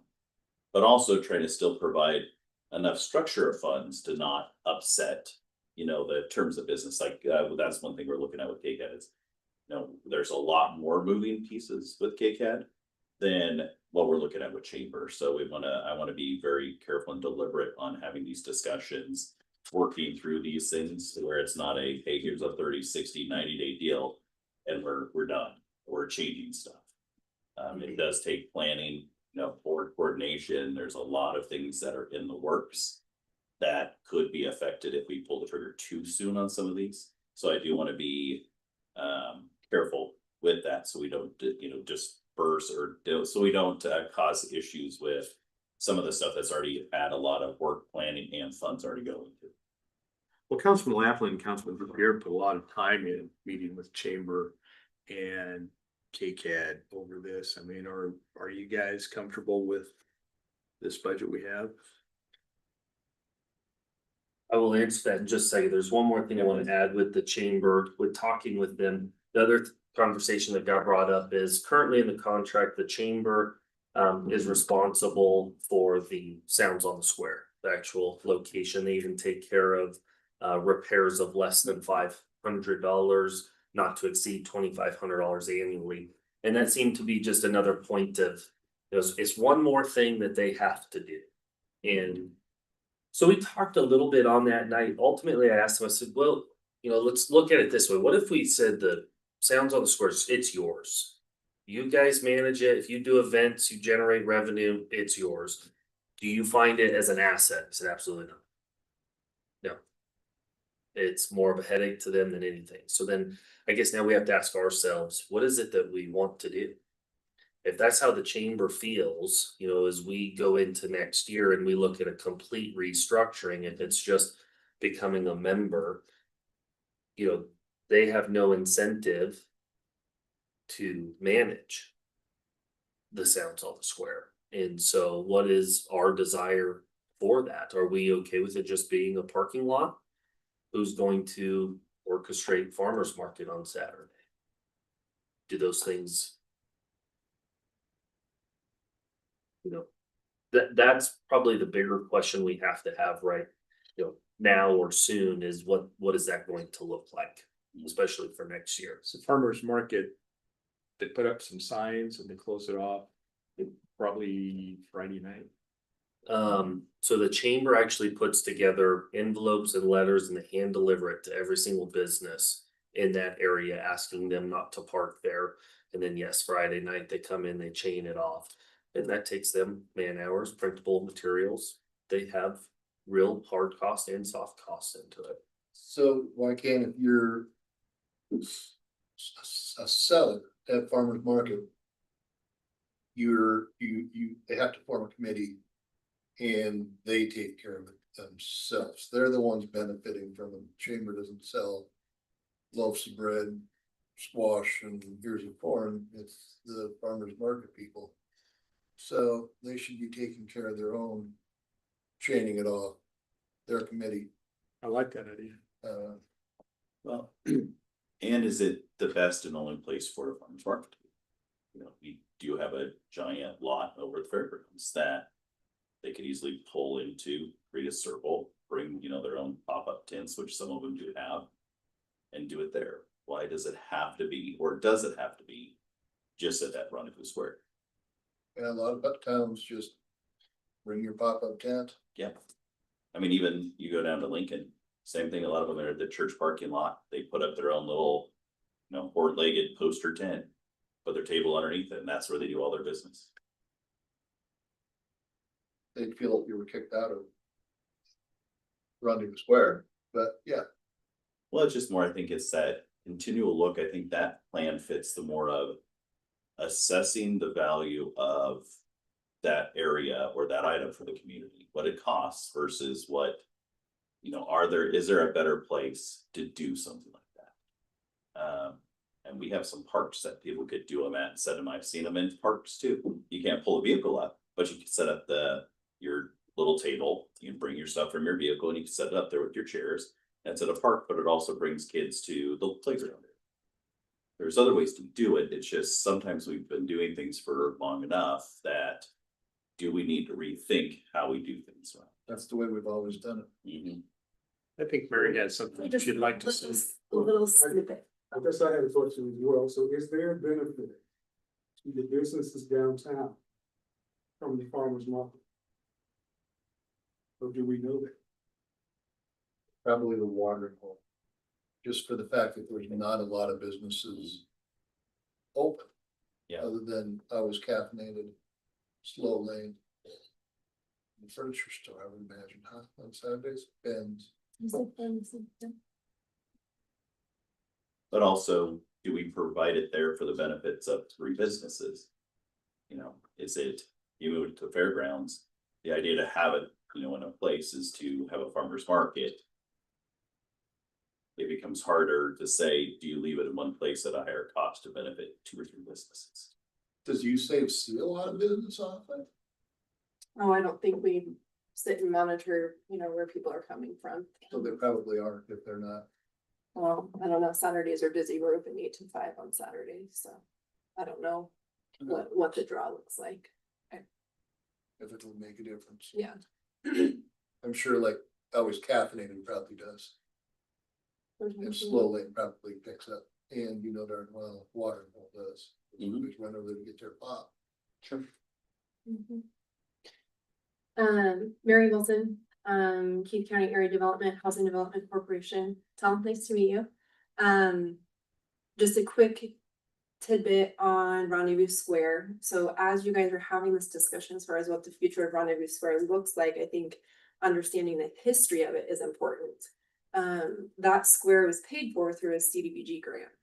And so understanding the stipulations that are tied to that project, what the expectations are at a state and federal level with those funds. I'm sure that the window of quote unquote performance with those funds has expired, but I think it would be a good thing to make sure that we understand the history of that project before we just throw our hands in the air. So just a little tidbit for that. Yep, appreciate it. Yeah. And I think we've taken that into account. We've asked those questions. It's more of a sustainability issue. How do we keep it going? Yeah. It's not that it's a desire to just, I don't want it to just be a parking lot, but we are not good at managing it and the chamber does not view it as an asset. So how do you do this? You know, and I think I'm wondering if you get rid of sounds on the square, how much capacity does that open for the chamber? Does that allow them to catch a little bit of a deep breath and go, okay, we're not having to put this together for 4 weekends out of the summer. You know, part of our, call it a membership with the chamber, you know,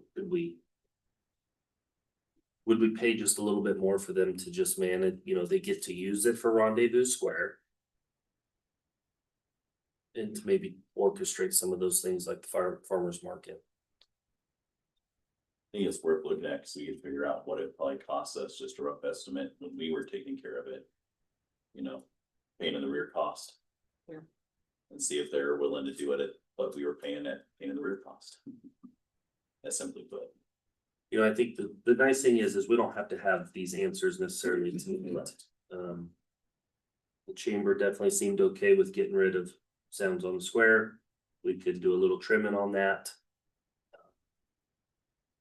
There you go. So to answer your question, Mr. Kraske, is yes, I think that this looks okay. I think we can remove $10,000 out of the contracts and agreements for the chamber.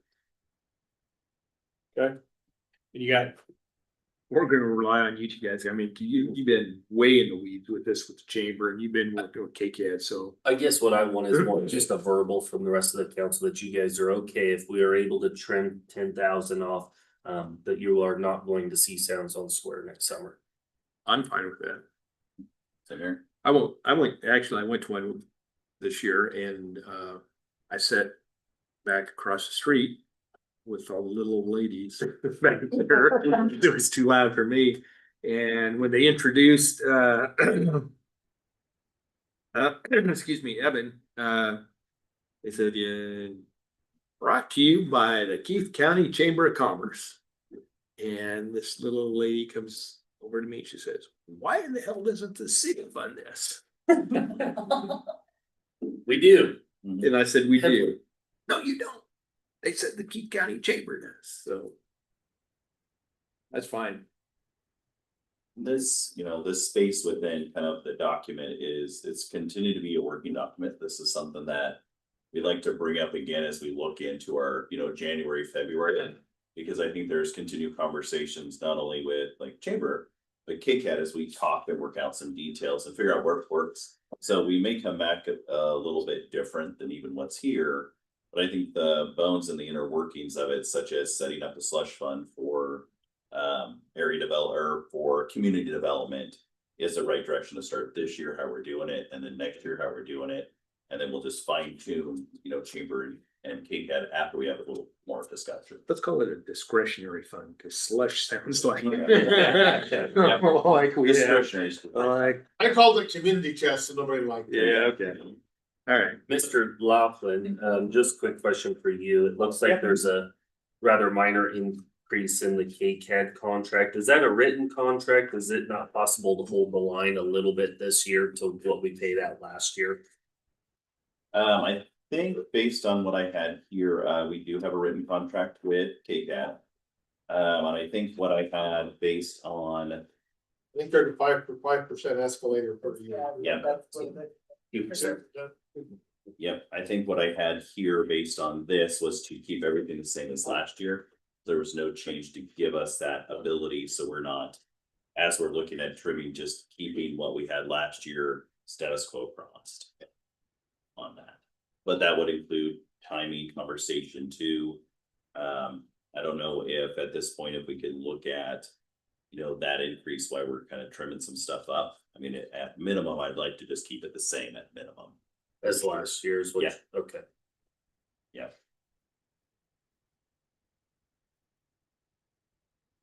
And Mary, please feel free, you guys to speak to that too, but that's at minimum. I did not want to go below that Sure. on there, but I didn't know if, based on our current budget, if it works without making big increases or other cuts by, continuing that increase in there this year.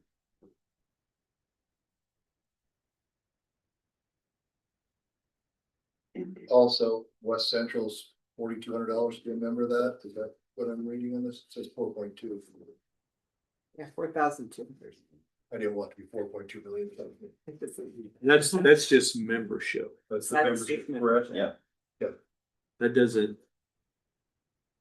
What is, I mean, That doesn't have anything to do with the administration of the nuisance Right. property. That is no just, nuisance, no ability no to- grant. I mean, they write a grant. They, it would be, right. Yeah. so this is just a membership. And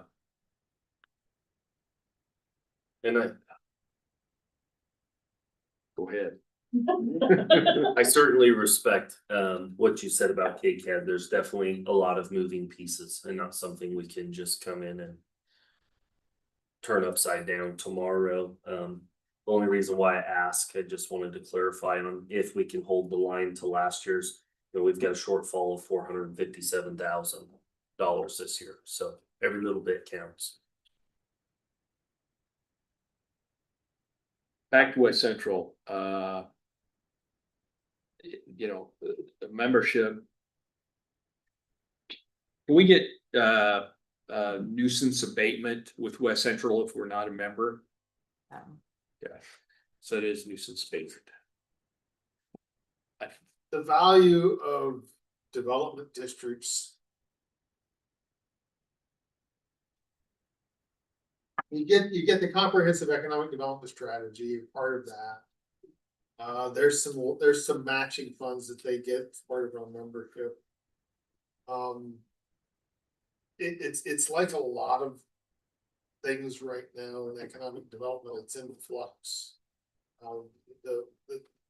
The hierarchy with NDED and the development districts and the local EDOs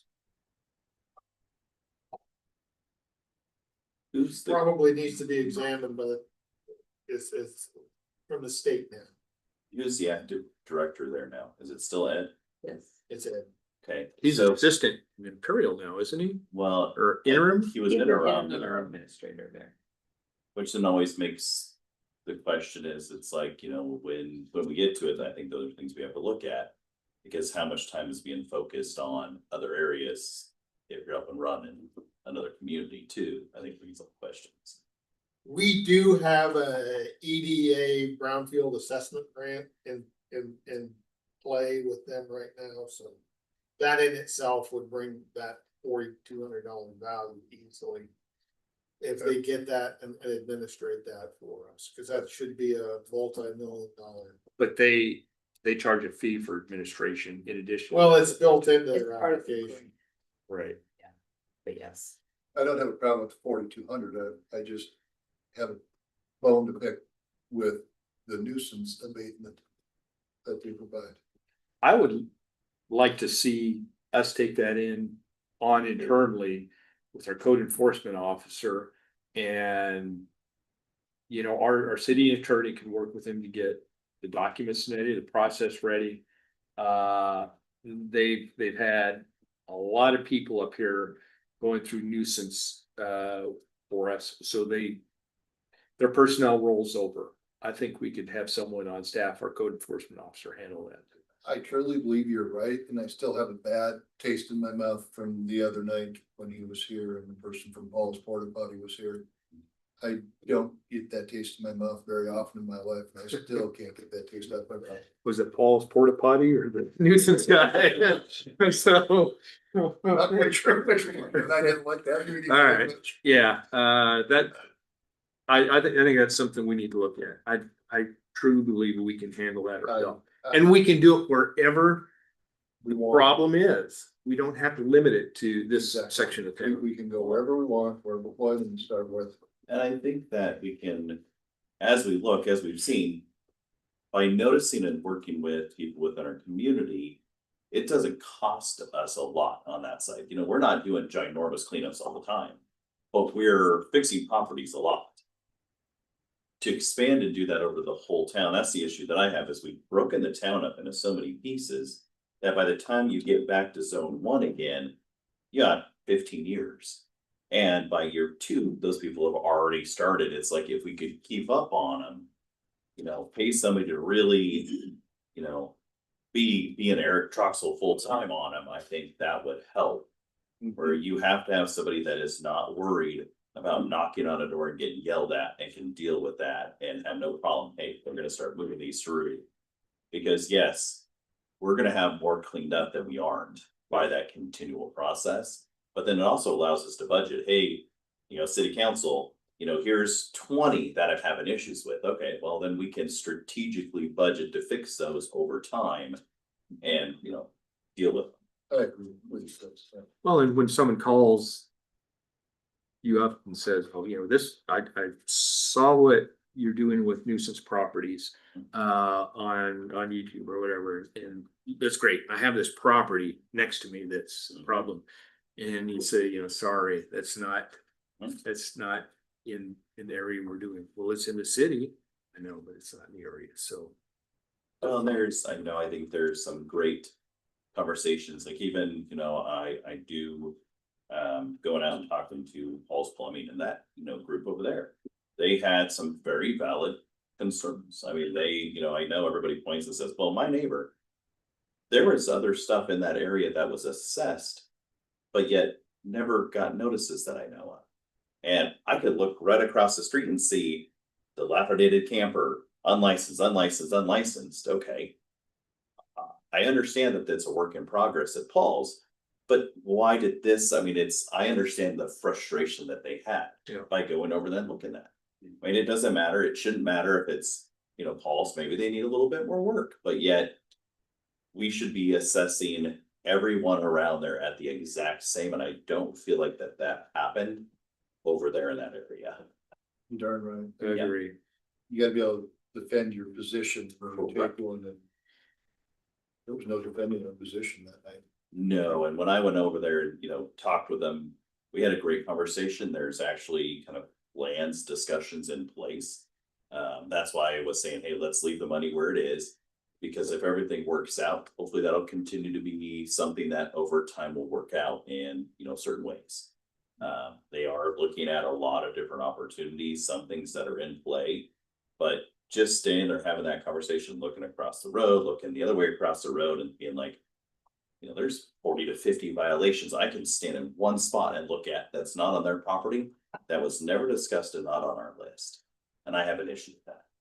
Me too. And thank you for going and talking. Yeah. Appreciate that. And I do, I know, with it being recorded too, I don't know if they'll watch, but, I mentioned to Mark a couple different times, I appreciate their openness to have us over, have that conversation. They're open for anybody to have that. A lot of it is like, they're like, hey, they used to, and, Mark's like, they used to come and just tell us, hey, these are the things we kind of need done. And we just set up a checklist and we get it done. He's like, it's not hard for us to pull out and do this. But sometimes we're not good at the, making sure it's all done if we don't know. And he's like, that's what we felt like we had. There was so much unknown. And we just asked, give us a checklist and we'll do it. He's like, we just felt like we were fighting to get that. And though he's like, I get it that I should understand. He's like, if you have a code enforcement agent here that can just point stuff out, that's their job. He goes, it's not really, is it my job to try to keep up on all that when all it takes is one person to say, hey, you fix this, you're good. He's like, I didn't feel like I had that. And then when I went there and had that conversation, I didn't feel like I even knew when I first went there what was needed to get them in that compliant state. But they're willing to work with us, and that was what I was hoping with. And it looks a lot better than what it did a while back. And I have a feeling, just from some of the stuff they're working on, that'll even get better. Like I said, they have some good things in the works, and it's gonna take some time. So I'm gonna continue to kind of follow up with them on that to see how it does. And just try it once a month. I don't want to be there every other week, while they're kind of working some of these things out. But they are working on some plans that I think in the future it will be significantly different. Okay. Oh, Go ahead. No, go ahead. I just had to throw something in there. So that $4,200 that we have budgeted here, that's actually for the 27-28 year. So in tonight's claims, we're paying in this year's budget for the 26-27 fiscal year. Just so you're all aware that, in tonight's meeting, approving all the claims, you will be approving that 4,200 for the next fiscal year. So. If you guys want to go a different direction, you can always take it off of the claims. The only thing I was going to ask Mr. Jensen is we should probably take a look at our contracts in community development, because a lot of those are yearly contracts, and if we need to give them notice a year out, we need to get that prepped before October or whenever it's due, just so we're prepared. Yeah, it's not to do list. Yeah, I'd also like to see a list of our interlocal agreements too. What the terms are on them and the amounts. It's also Time and money. started on that one too as well. The interlocal agreements are all part of the budget, so. Yep. Yeah. And I think too, one of the things that we'll be bringing you into is as we continue, I'm liaison with KCAT, and then with Austin being with Chamber and have those conversations, is we'll probably bring you to a lot more of those conversations when we start talking about what it looks like, how to set this up, because I think you're gonna see stuff differently too. And I would like you there in those conversations, because I'd like to have you meet Mary's team and see what they're doing and the value that they're bringing to, so we can bring those back to the council. It's not just myself. I am set up with a meeting for her tomorrow. Oh, even better. So Great. I have a quick question, just for clarification purposes. On behalf of the Housing Development Corporation, I want to make sure that, the council did receive this funding request that was sent on May 29th. Okay, so I brought copies of that for everybody to see, because I haven't gotten any clarification. This was received when it was emailed on May 20th. I do know that we're handling those community development requests differently, but I wanted to make sure that this was documented, that it was submitted. So my board knows that I'm doing my job. Was sent via email. And I can forward that email if anybody wants to see that. So wanted to get verification that you guys received this. And then also just to get verification that you're handling those requests differently, so I can report back to the board on kind of what that looks like. So I think that's what we're kind of finalizing here tonight. So if everybody's good with kind of how we were doing this, then what that would mean with this request is we would set them up to come into a meeting, speak about their request, and plan that, and then that would go against what we're trying to do for our community development budget and Keno funds. And then decide from there. Is how it would be structured based on kind of the stuff that I had outlined and Austin had worked on too. How come we didn't receive this? I didn't know. I didn't. it was emailed to Jane and Kevin. on I May looked 29th. back after you sent that email. I didn't have it. We'll forward it to you. I forwarded the email again several weeks ago and never heard back either about confirmation. So, And no bounce back. no, we email Jane and Kevin all the time. So there might be a lot of other community development requests that you guys are missing. Might be something to check with those who have received funds in the past. Yeah, because then to get on the agenda would be just like we do with anybody else, where they fill out, they get on the agenda, go based on the request, correct? Yeah. Last year, we did not fund this at all. Correct. You did not fund, with the assumption that you were funding operations only, which obviously, if you look at our expense detail, there's a lot more than operations that we spend funds on. So. Yeah, because I think we're looking at project-based funding, so. I just wanted to make that point of clarification so I can report back to my board that yes, this was submitted somewhere. So what is your primary revenue from this? Or this, Murray? For Housing Development Yeah. Corporation, we receive donations from the city and county to help with projects. And then anytime we do have large projects, we go out and we ask for either private donations, grant funding, things of that nature. I mean, you don't have any properties you're selling or, Middle school property, Steve. hey, you can make $10,000 profit. Get the price at $10,000. But no, we do not own any property. Okay. As far as making a profit, the Housing Development Corporation in the past has purchased property on the north end of town and turned around and sold those lots at a discount to developers in order to increase the property valuations. So incentives to incentivize development is the Housing Development Corporation's goal. How much does the county give to the housing? Last year, the county gave 7,500. And that's been pretty consistent. The majority of our development happens here within the city limits. Thank the you for county- getting this to us. Yeah, but the county does see a benefit of that also, as you guys mentioned earlier, so. If you have any questions, please reach out. Thank you. Thank you, Mary.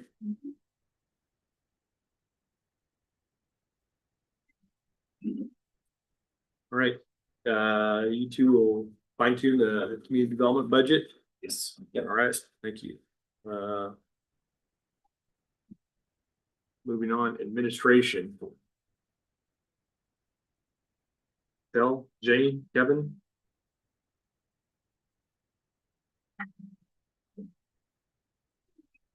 You got this, Tom? I was gonna let Jane take it if she wants it. Oh. That would have been good.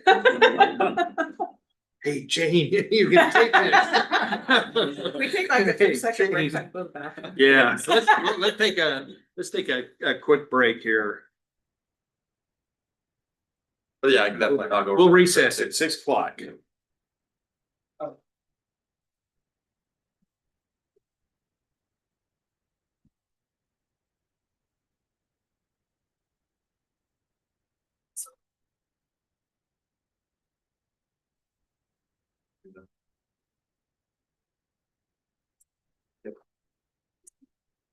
I'm good.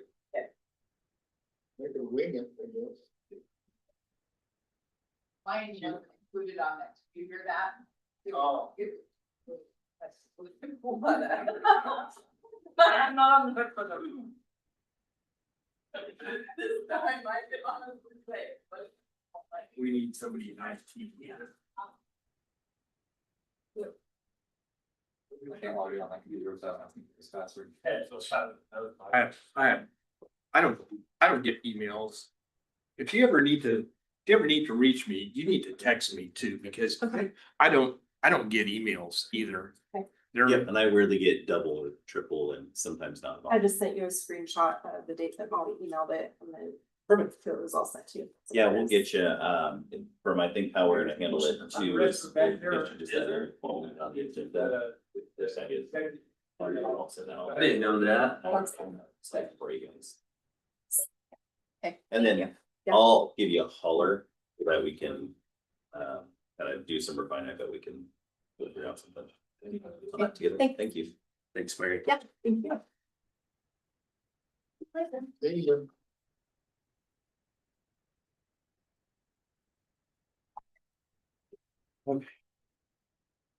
Not all. You are.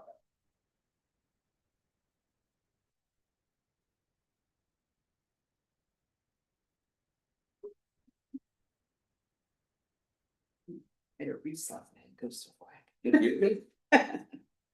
I'm sorry, I thought you were talking about tonight as the concert.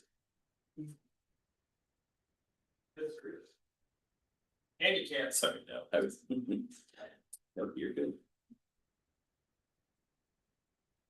That's funny, just misunderstood. I was gonna sit down and think about it, my day broke. My day frees up after.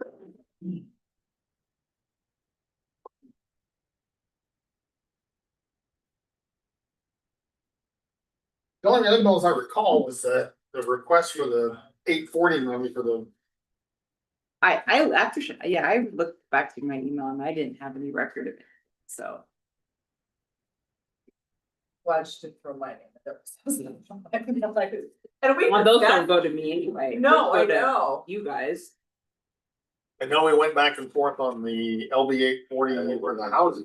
Monitor, that is not an issue. Let's try not to punch some of them.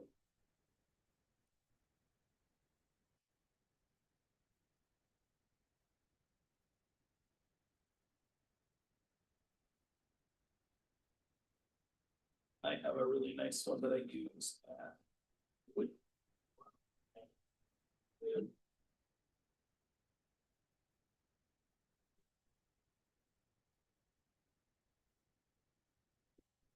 I would be pretty good use like that would.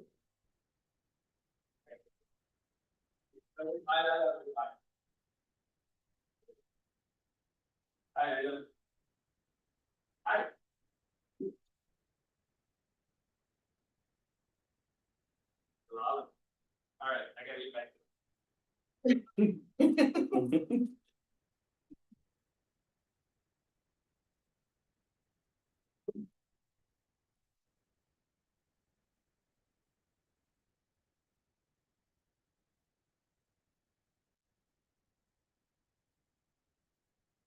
He's not back yet.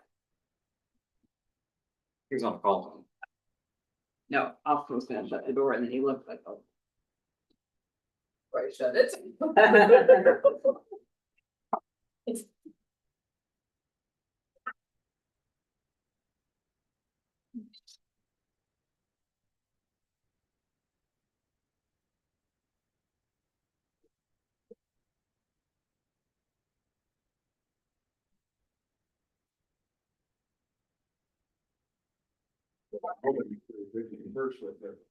Yeah, I got about everything in there.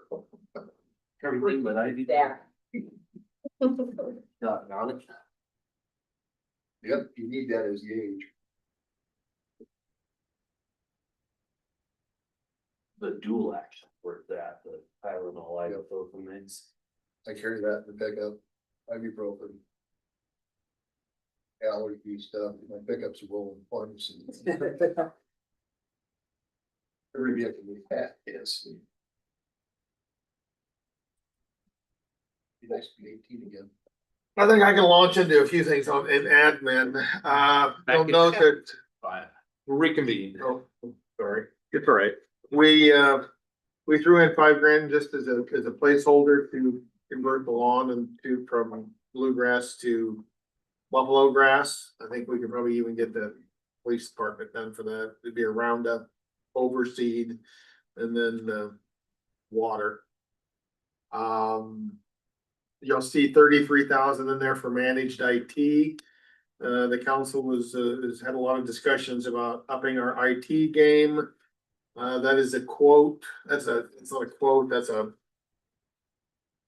estimate from Applied Connective. We'd have to go up for a proposal on that. That's the number that they threw at me. That would include the library. They based it on rough number of computers and email addresses. What that quote came from, I got that since I had to get the police department anyway. Right now, Keisha is doing the library, Mark's doing the admin. And the other in parks, cemetery and streets. I think Mark does a lot of those too, doesn't he? They're old computers, so. So this would put it all underneath one then? Managed IT, they would log in remotely. They'd have to have the capacity to log in remotely or come on site. I mean, there'd probably additional charges to come on site. But I wanted a number to plug in there. I think we rely on the two of you to look at whatever that proposal would look like so that we make sure that we're getting specifically what your intent is, but I just needed a number. Sure. So that's where that number came from. And Applied IT is also, they do work with county already. So just depending on how that works, we may be able to look at doing some combining. And see if that, because we're all in the same area, when they make calls down for the city or the county, they can double dip. So maybe that can get us a discount too. But they'll handle all of the city. Does that 33,000 include any kind of hardware upgrades? No. Software upgrades? That is purely the management. And some of it they may have to do first upgrades to keep their system connected. When they do remoting in, a lot of times it's just a software connector, but you get enough software, it becomes hard for them to do that. They won't jeopardize systems if we have any that are out of date. So anything Windows, even Windows 10 now in some fashions, it's getting everything up to date, Windows 11, making sure we can start moving over internet or email and start that conversion too.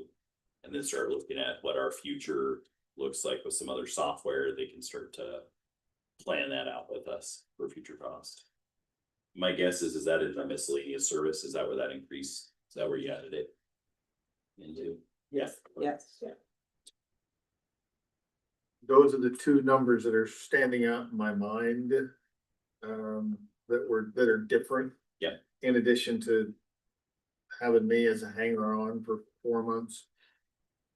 And I think, Kevin, if you can help, tell with that too, because that'll take a little more work. I think having Applied come out, they should be able to do a full site, readiness plan. So what they do is they look at all the technology we have, all the computers, and give you recommendation too, so we can look at that cost of, hey, if we have to upgrade everything, what computers can even be upgraded, which ones are we gonna have to order over time?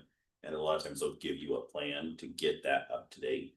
So if you start factoring that in, that can help too. Well, we currently have a So, plan. That's why I said, do you want us to stop what we're in the middle of doing? We're in the Oh, no, middle you're of already it. doing it, that's great. Yeah, we're in the middle of an upgrade that, yeah, with new computers for everybody in administration except for Brandon. No, that's perfect. If you already have it, then we're great. Yeah, and yeah, I've been setting up the office accounts for everybody and Great, getting ready to have the director go to 365 soon. great. Yeah, no, I thought when we were talking about no new equipment, I thought that we hadn't bought, we weren't, so it sounds like we're already in. Yeah, That in we have- this particular estimate, I didn't, that was just Yeah. a managed IT. Oh, wait, perfect. Yeah, no, that's still good. Yeah, I would keep it going, because as long as we get them upgraded, that'll only help once applied IT gets here. You want me to throw some stuff in? Okay, so we still have our, personnel manual revision that desperately needs done, so. Did we budget for that last year? We did, and it hadn't gotten done, but there's that company that McQuillan, that legal firm that McQuillan is now. Rimble associated Linkey. with. Yes, that, I think that might be a good one to start the conversation with, to see what they could give us for a price. But our manual is very outdated. And then also down into operating supplies, I have a new server budgeted for 5,000. Right now I have 2 new laptops. I'm not sure if we're gonna need 2 new laptops or if we're gonna want to go with two desktops. And that's for in here for the IT for council. I think actually doing new computers might be actually cheaper than doing the laptops. The whiteboard for 4,000, that was at the request of Council President Krasky. He wants a whiteboard here, so we're having meetings that deal with zoning maps. We'll be able to pull them up and expand them and show everybody what's going on. Is it an electronic whiteboard that we can literally whiteboard it to? Yeah. Okay. I mean, I don't know that much about them, but yeah, we'd have to have a look at different ones and what we want before. Well, This is just a, Well, and seeing what the value of that is versus a large TV, we just cast stuff up there on too. Yeah, I mean, that would be good. I mean, Because I know even at the bank, we went away from a lot of ours Have you? because of the issues that they cause, and we've gotten bigger TVs that have the cost and they work better. really, oh, But if we do decide to go whiteboard, I would definitely talk to the school district. Because they have contracts on those, and we might be able to piggyback off and also get the maintenance on them somehow too. So we might reach out to Gene, because they replace theirs. So they may have some that they're wanting to replace to get them all to be the same. So we might be able to pick one up that is not one of their main ones, but that's just slightly used, that we might be able to pick off for not much. That might be an option too. and I don't know, if you know, we talked at one point about having one also in the city manager's office. You know, we might be able to get some 2 for the 4,000 that's in here. I don't, you know. Yeah, I would have to definitely check with the school, see if Yeah. they have a plan, because they've been replacing so many a year. And a lot of them, they either pitch, get rid of, or resell, so we might look and see what that looks like, if they have any in plan. Because we may be able to save quite a bit. I just met with Gene earlier this week, so I can definitely circle back. Yep. Yesterday. The other thing here is the biometric time and attendance record. That's something that I think Daryl had requested we look into, to have time clocks at all the locations, so people clock in instead of using the Excel spreadsheets. That would be 6 different actual time clocks, be like a thumbprint, so you can't be clocking in all your friends as they're not at work. That's, you know, so anyway, that's just, you know, I just looked to one company. We might be able to get it cheaper than this. This is that it was 10,000 for the company. I just Google searched and found. And then cameras at City Hall, this is 7,500. I would like to get like 2 cameras in the hallway that record for angry customers. So at least we have some record of, we're getting more and more people that are a little belligerent. This also includes a camera for in here. I don't know that that's necessary. When they came out, they're like, oh yeah, you need one in council chambers. I don't know that we need one in here, because there's not a whole lot that goes on in here. other than. Other than us. Well, no, but we're recording this. Yeah. You know, do we need one up on the wall for when it's mostly dark and? I mean, wouldn't you kind of, I don't think we need one in here, but in the hallway, they'd both be at the center and doing both doors. It would be aimed at each door. And there was also one for the fire department. Dell didn't mention that, but he also wanted one that was in his budget that went just outside on the bays, so he could see like when they go out on a fire call to make sure He can log in. he can log in and monitor that, make sure the doors are down. Guess they've had people go in and nothing bad's happened yet, but So on your time clocks, that will automatically report back to you onto your computer, so when you do time, yes, you don't have to go looking for that one and. right. And like I said, the one I got the quote from that, I mean, we're gonna explore it more to see what's best for us. To make sure that will seamlessly come into our software program. So it's a time clock. You have to biometric, right? Yep. It's on site. Have we considered ever, you know, I don't know what you call them, like a tracker or whatever that the employees have on their phones, so like, okay, where is this guy?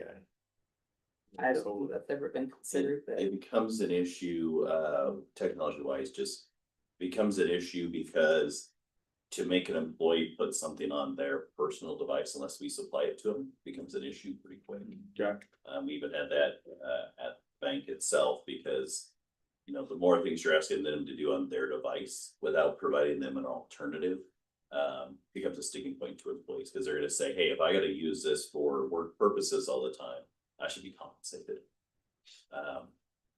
There are some softwares that we could look at, even like the YMCA does, where they could clock in and clock out on their mobile device if they chose to do so. If not, they have to do it right there at the counter. They just log in, log out, but you can put restrictions in for clock out and clock in where you IP lock it. So it says you have to be within this area, within the block of work to log in and log out. So you don't have somebody at home on a weekend going, and I have heard from other municipalities that is a problem. Yep. People clock in and they've never left their house and. yep. And you can IP lock it to an area, like it literally geotags you, where, so when you clock out, it'll say where you clocked out geotag, which is only within, you can set it to a block or even a building. And helps. Off your cell phone. Correct. That's probably, yeah. I like that. Yeah, and they could do it on a cell phone. It allows people flexibility if they don't want to stand in line or sign out on a, you know, company computer. But you still provide a company computer for those that don't have that ability, or those that are just like, no, I refuse to put anything work. But even like the Y, you know, there's quite a few of them that were like, no, I don't want to do it. Pretty soon, every single one of them was doing it, even the ones that complained, because it just was easier than signing in on the work computer, because they just pull up the app and go. So do you even need time clocks if you can sign in and out of your computer or log out on your cell phone? As long as you're within a block of the office. You would just have to supply you know, a lot of places will just do it like an iPad. That they can clock in and out of on an app at the location. That's just what that makes it super easy. But other than that, they can do it on their own device. So, you know, let's say Brandon was paid hourly. He would just pull up his phone when he goes to leave and say clock out versus side of the computer clocking out there. But let's say Brandon doesn't have a cell phone, or he has a flip phone. You know, a lot of people are now starting to go to where they don't want these smart devices anymore. You just walk down the hallway, type in the passcode to get on the iPad, click the app, hit his deal, put his code in, and be done and walk. So then you're at least providing numerous ways to do it, but you could save some of that cost. The cost would just be the software side of that. System we use is mobile app based, and I think they have units that you can put, you know, time clocks at the office, but when they clock in on their phone, it actually gives you a geolocation of exactly where they were when they hit clocked in, and then it breadcrumbs them all day long until they clock out. Really?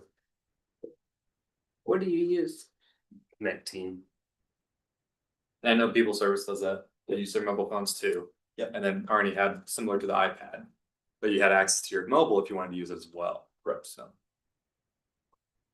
The nice part is we're in a technology rich area and things have matured so much that the costs on some of this stuff is coming down, especially the softwares. So that's nice to see.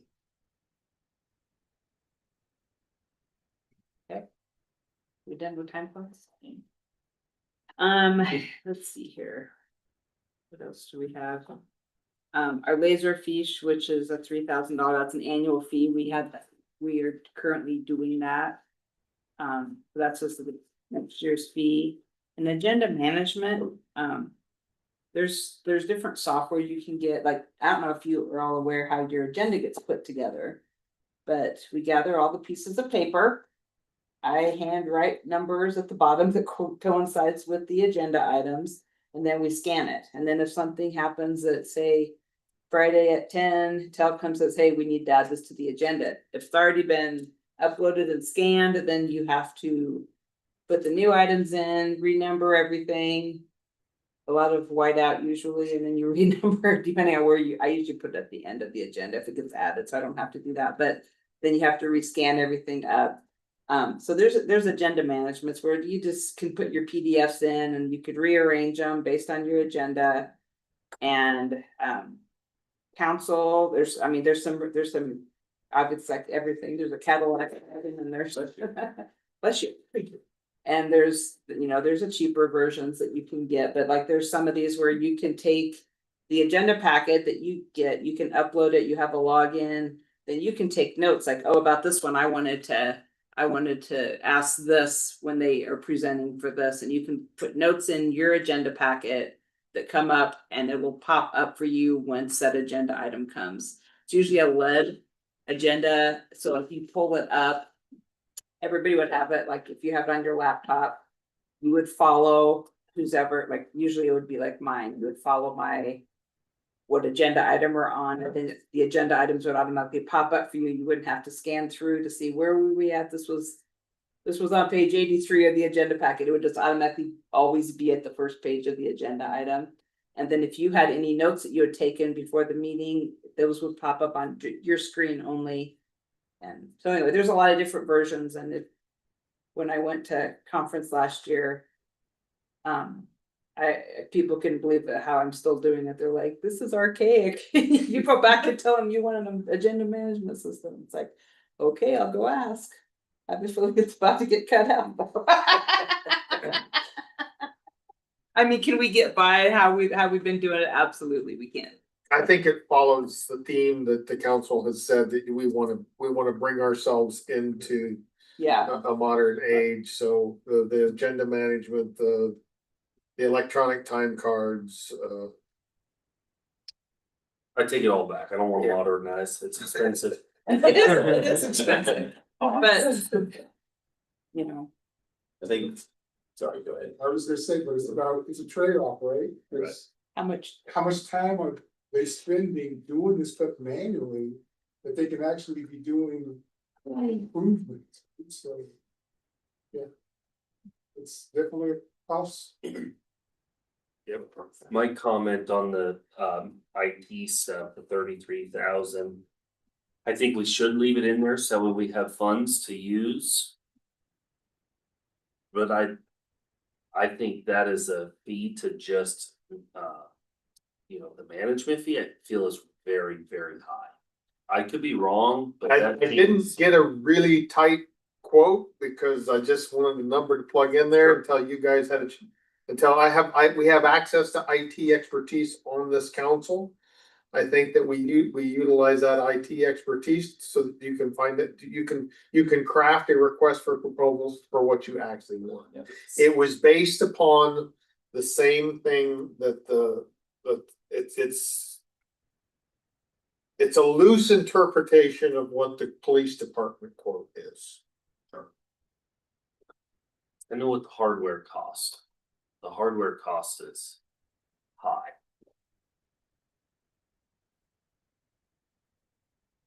I do have some friends that are in IT that have gone through the whole works. I've asked them to ballpark a couple figures, look at it a little bit, see what he thinks. He's not in the private sector, but a couple of them might be able to give us another estimate. I think we should be able to get a couple different types of estimates for this, but I think it's good, even if it may be high, a good placeholder, because you never know, so especially when you go origination of a contract, by the time you install stuff, there's usually higher fees with some of that, but then the next year it drops down. Well, they were really not very happy to give me a quote based upon just rough numbers. They wanted. They want more. From Yeah. Yeah, And I said, well, just give me something high that I can put into the budget so that we can go with. yeah, for discussion. Yeah, because likely it'll be based on a seat, so you have an annual fee plus a seat-based cost. Then it allows you, if you decide to move and do, let's say you're gonna buy Office 365 through that company, then a lot of times you'll get a discount because they can provide it based on bulk. Plus, it makes you as a customer more sticky to them. You're likely to stay with them if they're providing huge discounts on all their extra stuff. So,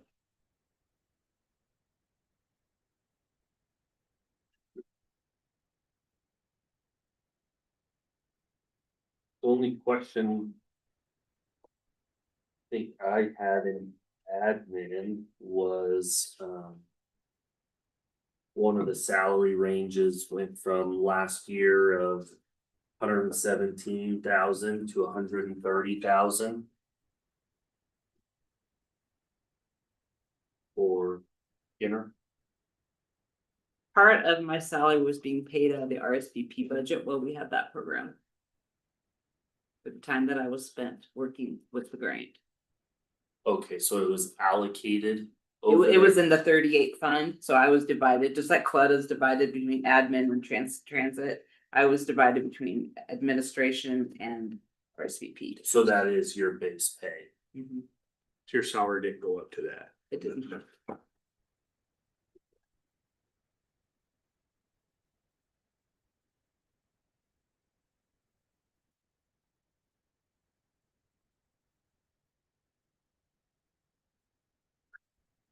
Sorry, I lied. I had more.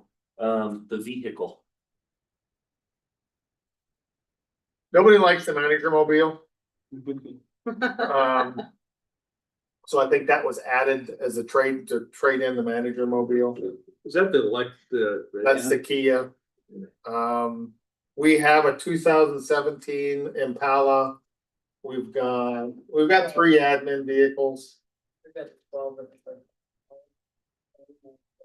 The 24, Or the 24 Malibu. 2020 Kia. So. Those are, the purpose of those vehicles was to go to training. We took the water department. The water department's no longer taking vehicles to training. The sewer department's no longer taking vehicles to training. Police department takes them occasionally. They probably take them just about as much as anybody. The police department. They have a lot of quicker trips to go to the academy, but then when they have somebody in the academy, they take one out for what? Almost 4 months, isn't it? Yeah, 3.5. yeah. so could we look? So at how maybe- many vehicles do we have? We have 4. We have 4 4. in it. And they're all low mileage, they're all low mileage vehicles. I think the one that has the most miles has been maybe 60. So could we look at Maybe. I think it might have those, like, like that. 2 of them in for one newer one? You could trade the Kia in for a newer one. Well, like that, another one, like combine 2 trades into one. And the one, There's a lot of times when 2 or 3 of them are gone, and maybe not 3, but there's times when there's 2 of them gone at once. And my office uses one daily, going to the bank and going to the post office and all of that. mileage is probably another option, just pay state rate mileage. Sounds like we could just sell the Kia and keep 3. Or all low mileage. They're all low mileage. Yeah, Do we track mileage that when we use them now?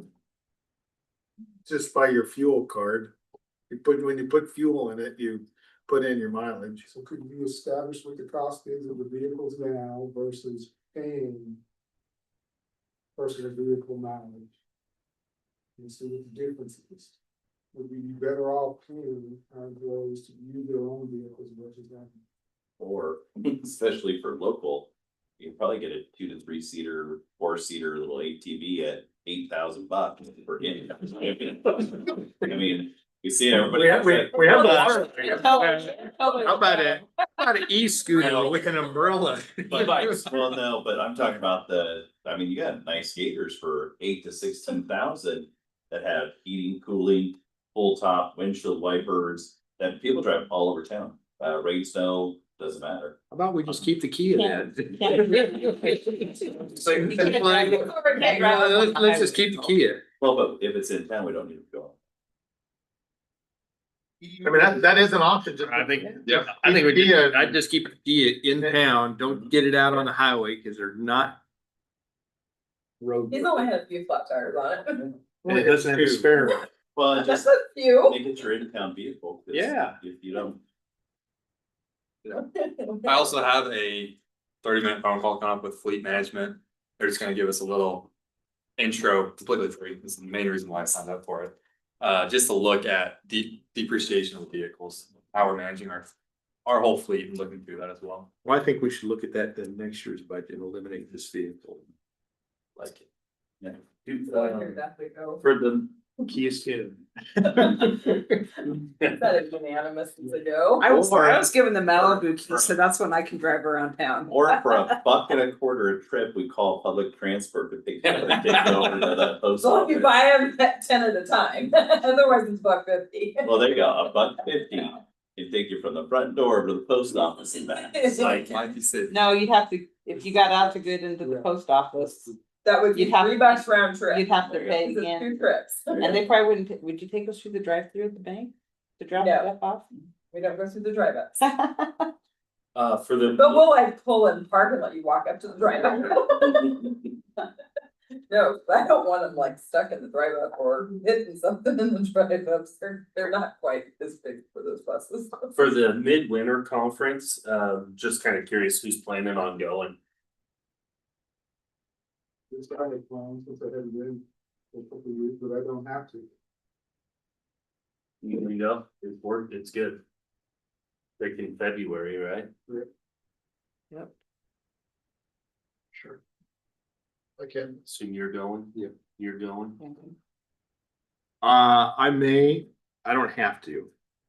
I've been to more of these things than I ever want to count. You can teach them.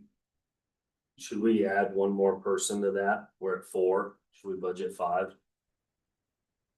Well, I thought we were trying to cut the budget, so me and You know, All right, then we'll leave. I think it's a valuable use of resources. And I agree, but you, what's the true goal? You gotta bring it back information. yeah, for new council members, it ought to be required. I mean, you got a lot out of it. And they are, and actually I did teach a few courses at it. It's But- nice to find out what other towns are doing. Yeah. Sitting down with your peer council people to You'll, make sure that your managers are not buffaloing you. you get, I establish a good network there. I redact that. We should probably leave it at 4 because it'd also be easier, right? Then you've got the manager, you've got Jane, and then 2 councilmen, and you're never violating open meetings. The open meetings laws actually allow for travel to conferences now. You can have a quorum that goes. We used to have to publish it as a meeting. So that covers travel, obviously the conference, does that cover like dinners? Yeah, the whole whole time, thing. the league got that changed in the open meetings act. Yep. Because it was a problem for a lot of communities, because a lot of communities take their entire council to that. You can only just have 2 people talking at once. Nope. You could try. No, I'm just- That's how it used to be. And that's a good point, right? You don't wanna try to make policy while you're there, but you know. The people that go bring the information back. Simple. Like it. We do that all the time at the bank with different stuff. We'll send people and they bring back.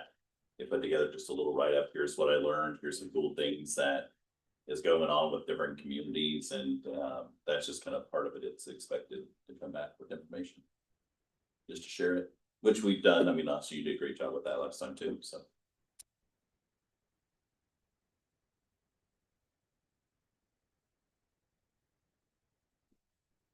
What else can we cut?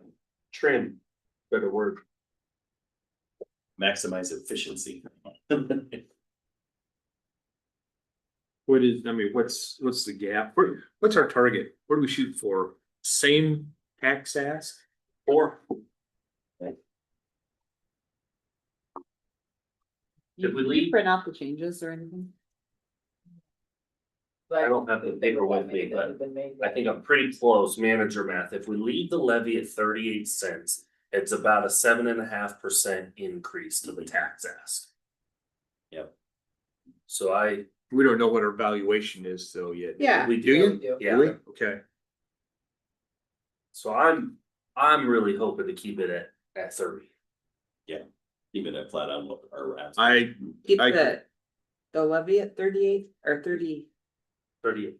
38, okay, Yeah. I thought you said 30. and I was like- 38, Yeah, we can keep it at 30. I was like, okay. 38 special. We'd be here for a while. Yep, So what if I had that is we've got to cut 457. Are we going into general budget discussion there? Sure. We have time. I'm pulling it up here. So on the community development, we had 5,000 for Skip, that was the request, and then we had the 20,000 in there. Skip requested 12.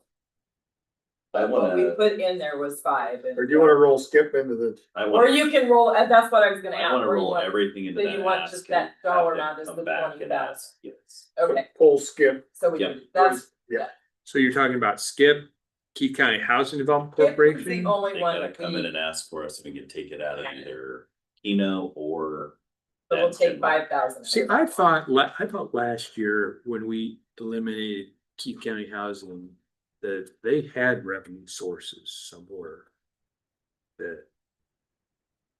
Oh God, I'd have to go back to my old budget notes. Have the Well, look. they got 25,000 from us because we had to do that budget amendment. In order for them to get that grant. And I think that's the reason, that's one of the reasons we just decided not to do anything. But getting back to the levy, after we got our evaluation, that made a net change of about 170,000. So it's 1.97 at the 38 levy. It's only a 2% increase.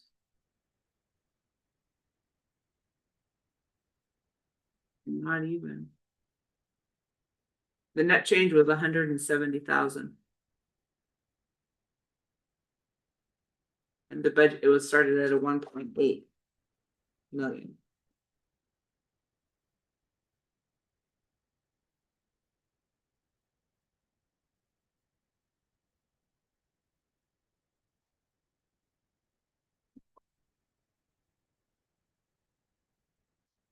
You need that.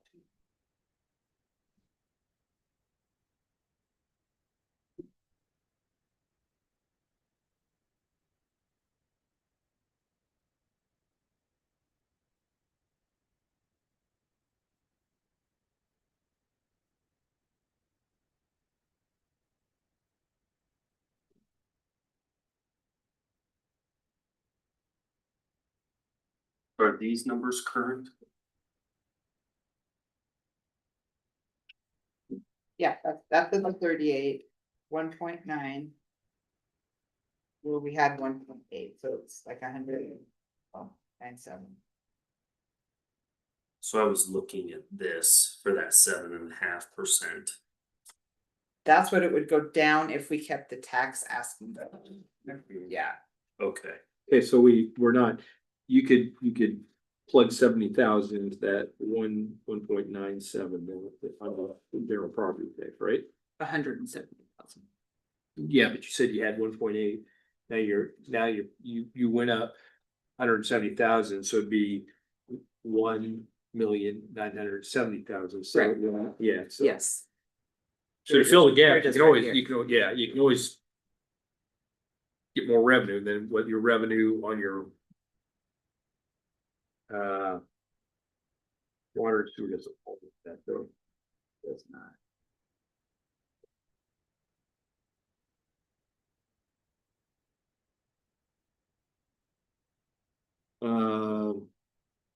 Yeah, I would. Take a look at our revenues too, perpetual care. Bumping that up a little. Every little bit help.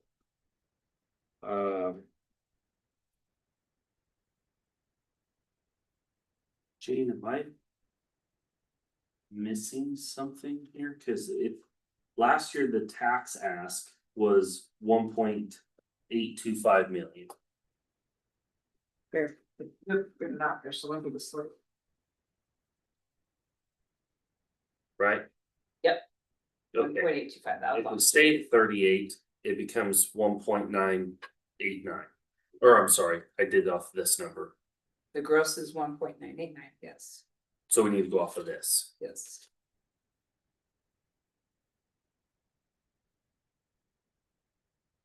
So that's a 9% increase in tax ask.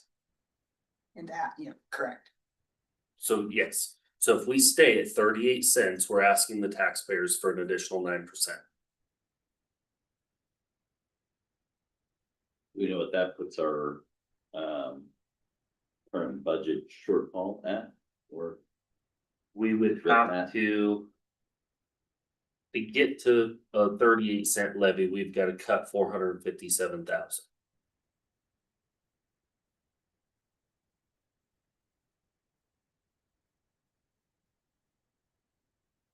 And what do we do tonight? How much? Anybody tracking? I've found 360. Did you take out the ambulance?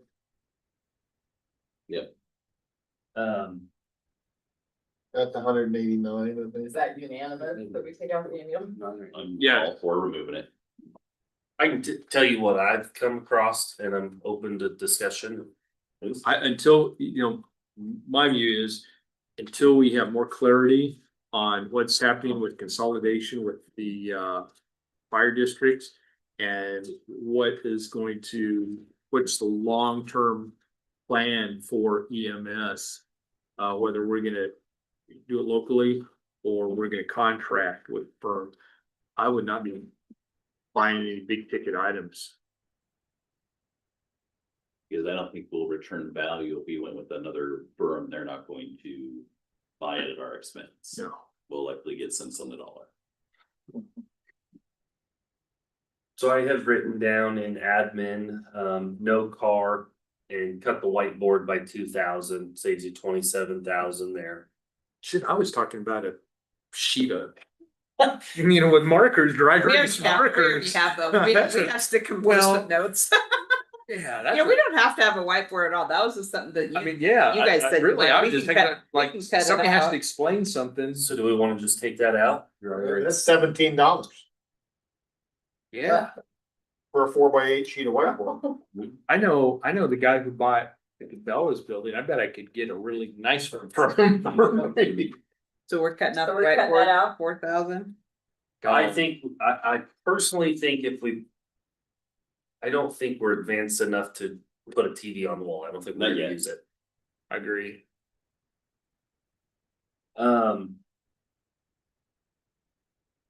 Airport. What I had kind of put in there was, the crack in joint ceiling, reduce it by 10,000. Unless we really think we can't do that, We're 15,000. that would leave us with 15,000 for crack ceiling, just that one runway. 30,000 linear feet. That wouldn't cut any more than that, but yeah, you can do that. Open to discuss that, and then the fuel farm. I cut that by 5,000, so there's 15,000. Here's what I was looking at when I did that, so where we What at? did you say, how much for the fuel farm? Good 20. Hold on, guys. Total in airport cutting 15,000. 10,000 in crack ceiling and And 5,000 in the fuel farm, and here's why. Because under repair and maintenance, we have 25,000, and then under operating supplies, we already accounted 3,000 for filters. And so I think we can shave. Well, can we? I would say. You're the airport manager.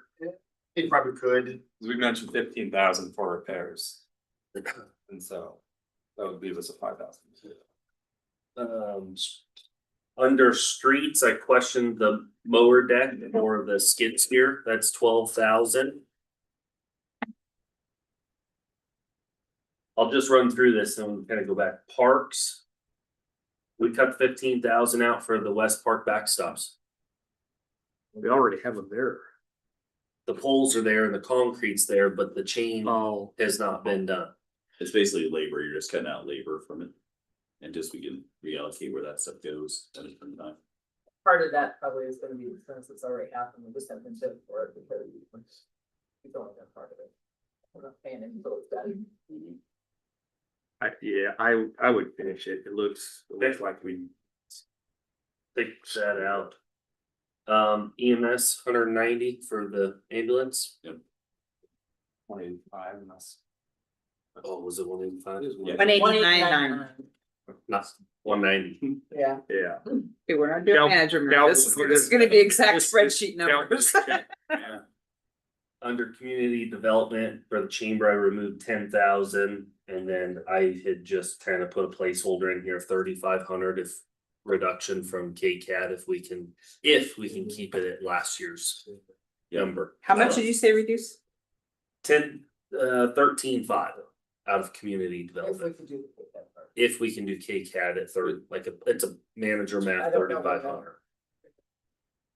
Yeah, we just had to double check it. We either need to amend contract or terminate the contract and redo it. Yeah. And that's, you know what, I mean, I think they saw. So is that the we're making Gibson thing, this. everybody is in agreement with that? I am. Yeah. I'm good. I think so. He had it as a priority level 3. I mean, especially Basically what I was- road work being done, especially with road work being done, Right. so I prioritize that first. That was exactly my thought. We Yeah. got some street projects last year. I want to try to avoid that. What are we cutting? The lower. More debt? Lower debt. I agree we need to know where he's gonna be using it for one, for a skid steer. Because we have riding mowers too with the parks. And I know that, the casino was wanting to know about, mowing County Road 80, which somebody else has, so. I'd want to understand more about the deck, where he's gonna use it. He made a comment, correct me here if I missed something, but he made a comment that they used to burn the ditches and they had a great experience doing that. But it's kind of gone by the wayside. Did he say we're not allowed to do it? We must have been under a burn ban this year, so we couldn't burn anything. Yeah. Just, okay. So, I just looked up the KCAD contract. It's got a 90-day written notice. That's what I thought I remembered too. Yeah. do we have enough time then? Is it October 1? What's the date that? You can cancel it. Yeah, I mean, Yeah. It's, Oh, it's just a 90-day notice. Okay. You cancel it and then enter into a new agreement with that, whatever you guys. Or we just cancel it with the agreement to pay what we're agreeing to pay, and then we'll come up with a new whatever. when you talk to her, just say, we either want to amend it or we're gonna cancel it. Yeah. Councilor Pascal asked to see if I could be excused. I'm gonna step out for a kiddos thing. You are excused. Everybody's good with that. Yep. Then we'll come back to some of this stuff too. That's right. I'll take a look too. Thanks. Hey, thanks for willing to meet with the county and Yes, Kevin on. I'll follow up with you on that. Thank you guys.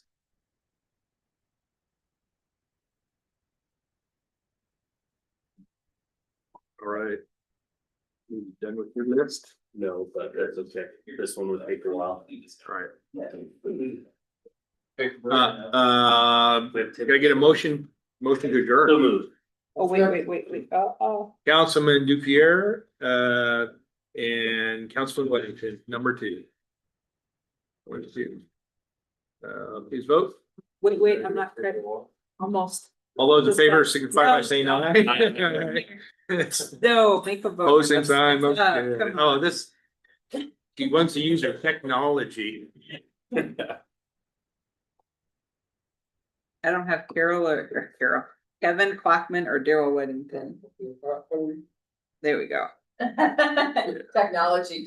4 yes, 1 absent. Gift Chris. Gift Chris. I can't give him a vote.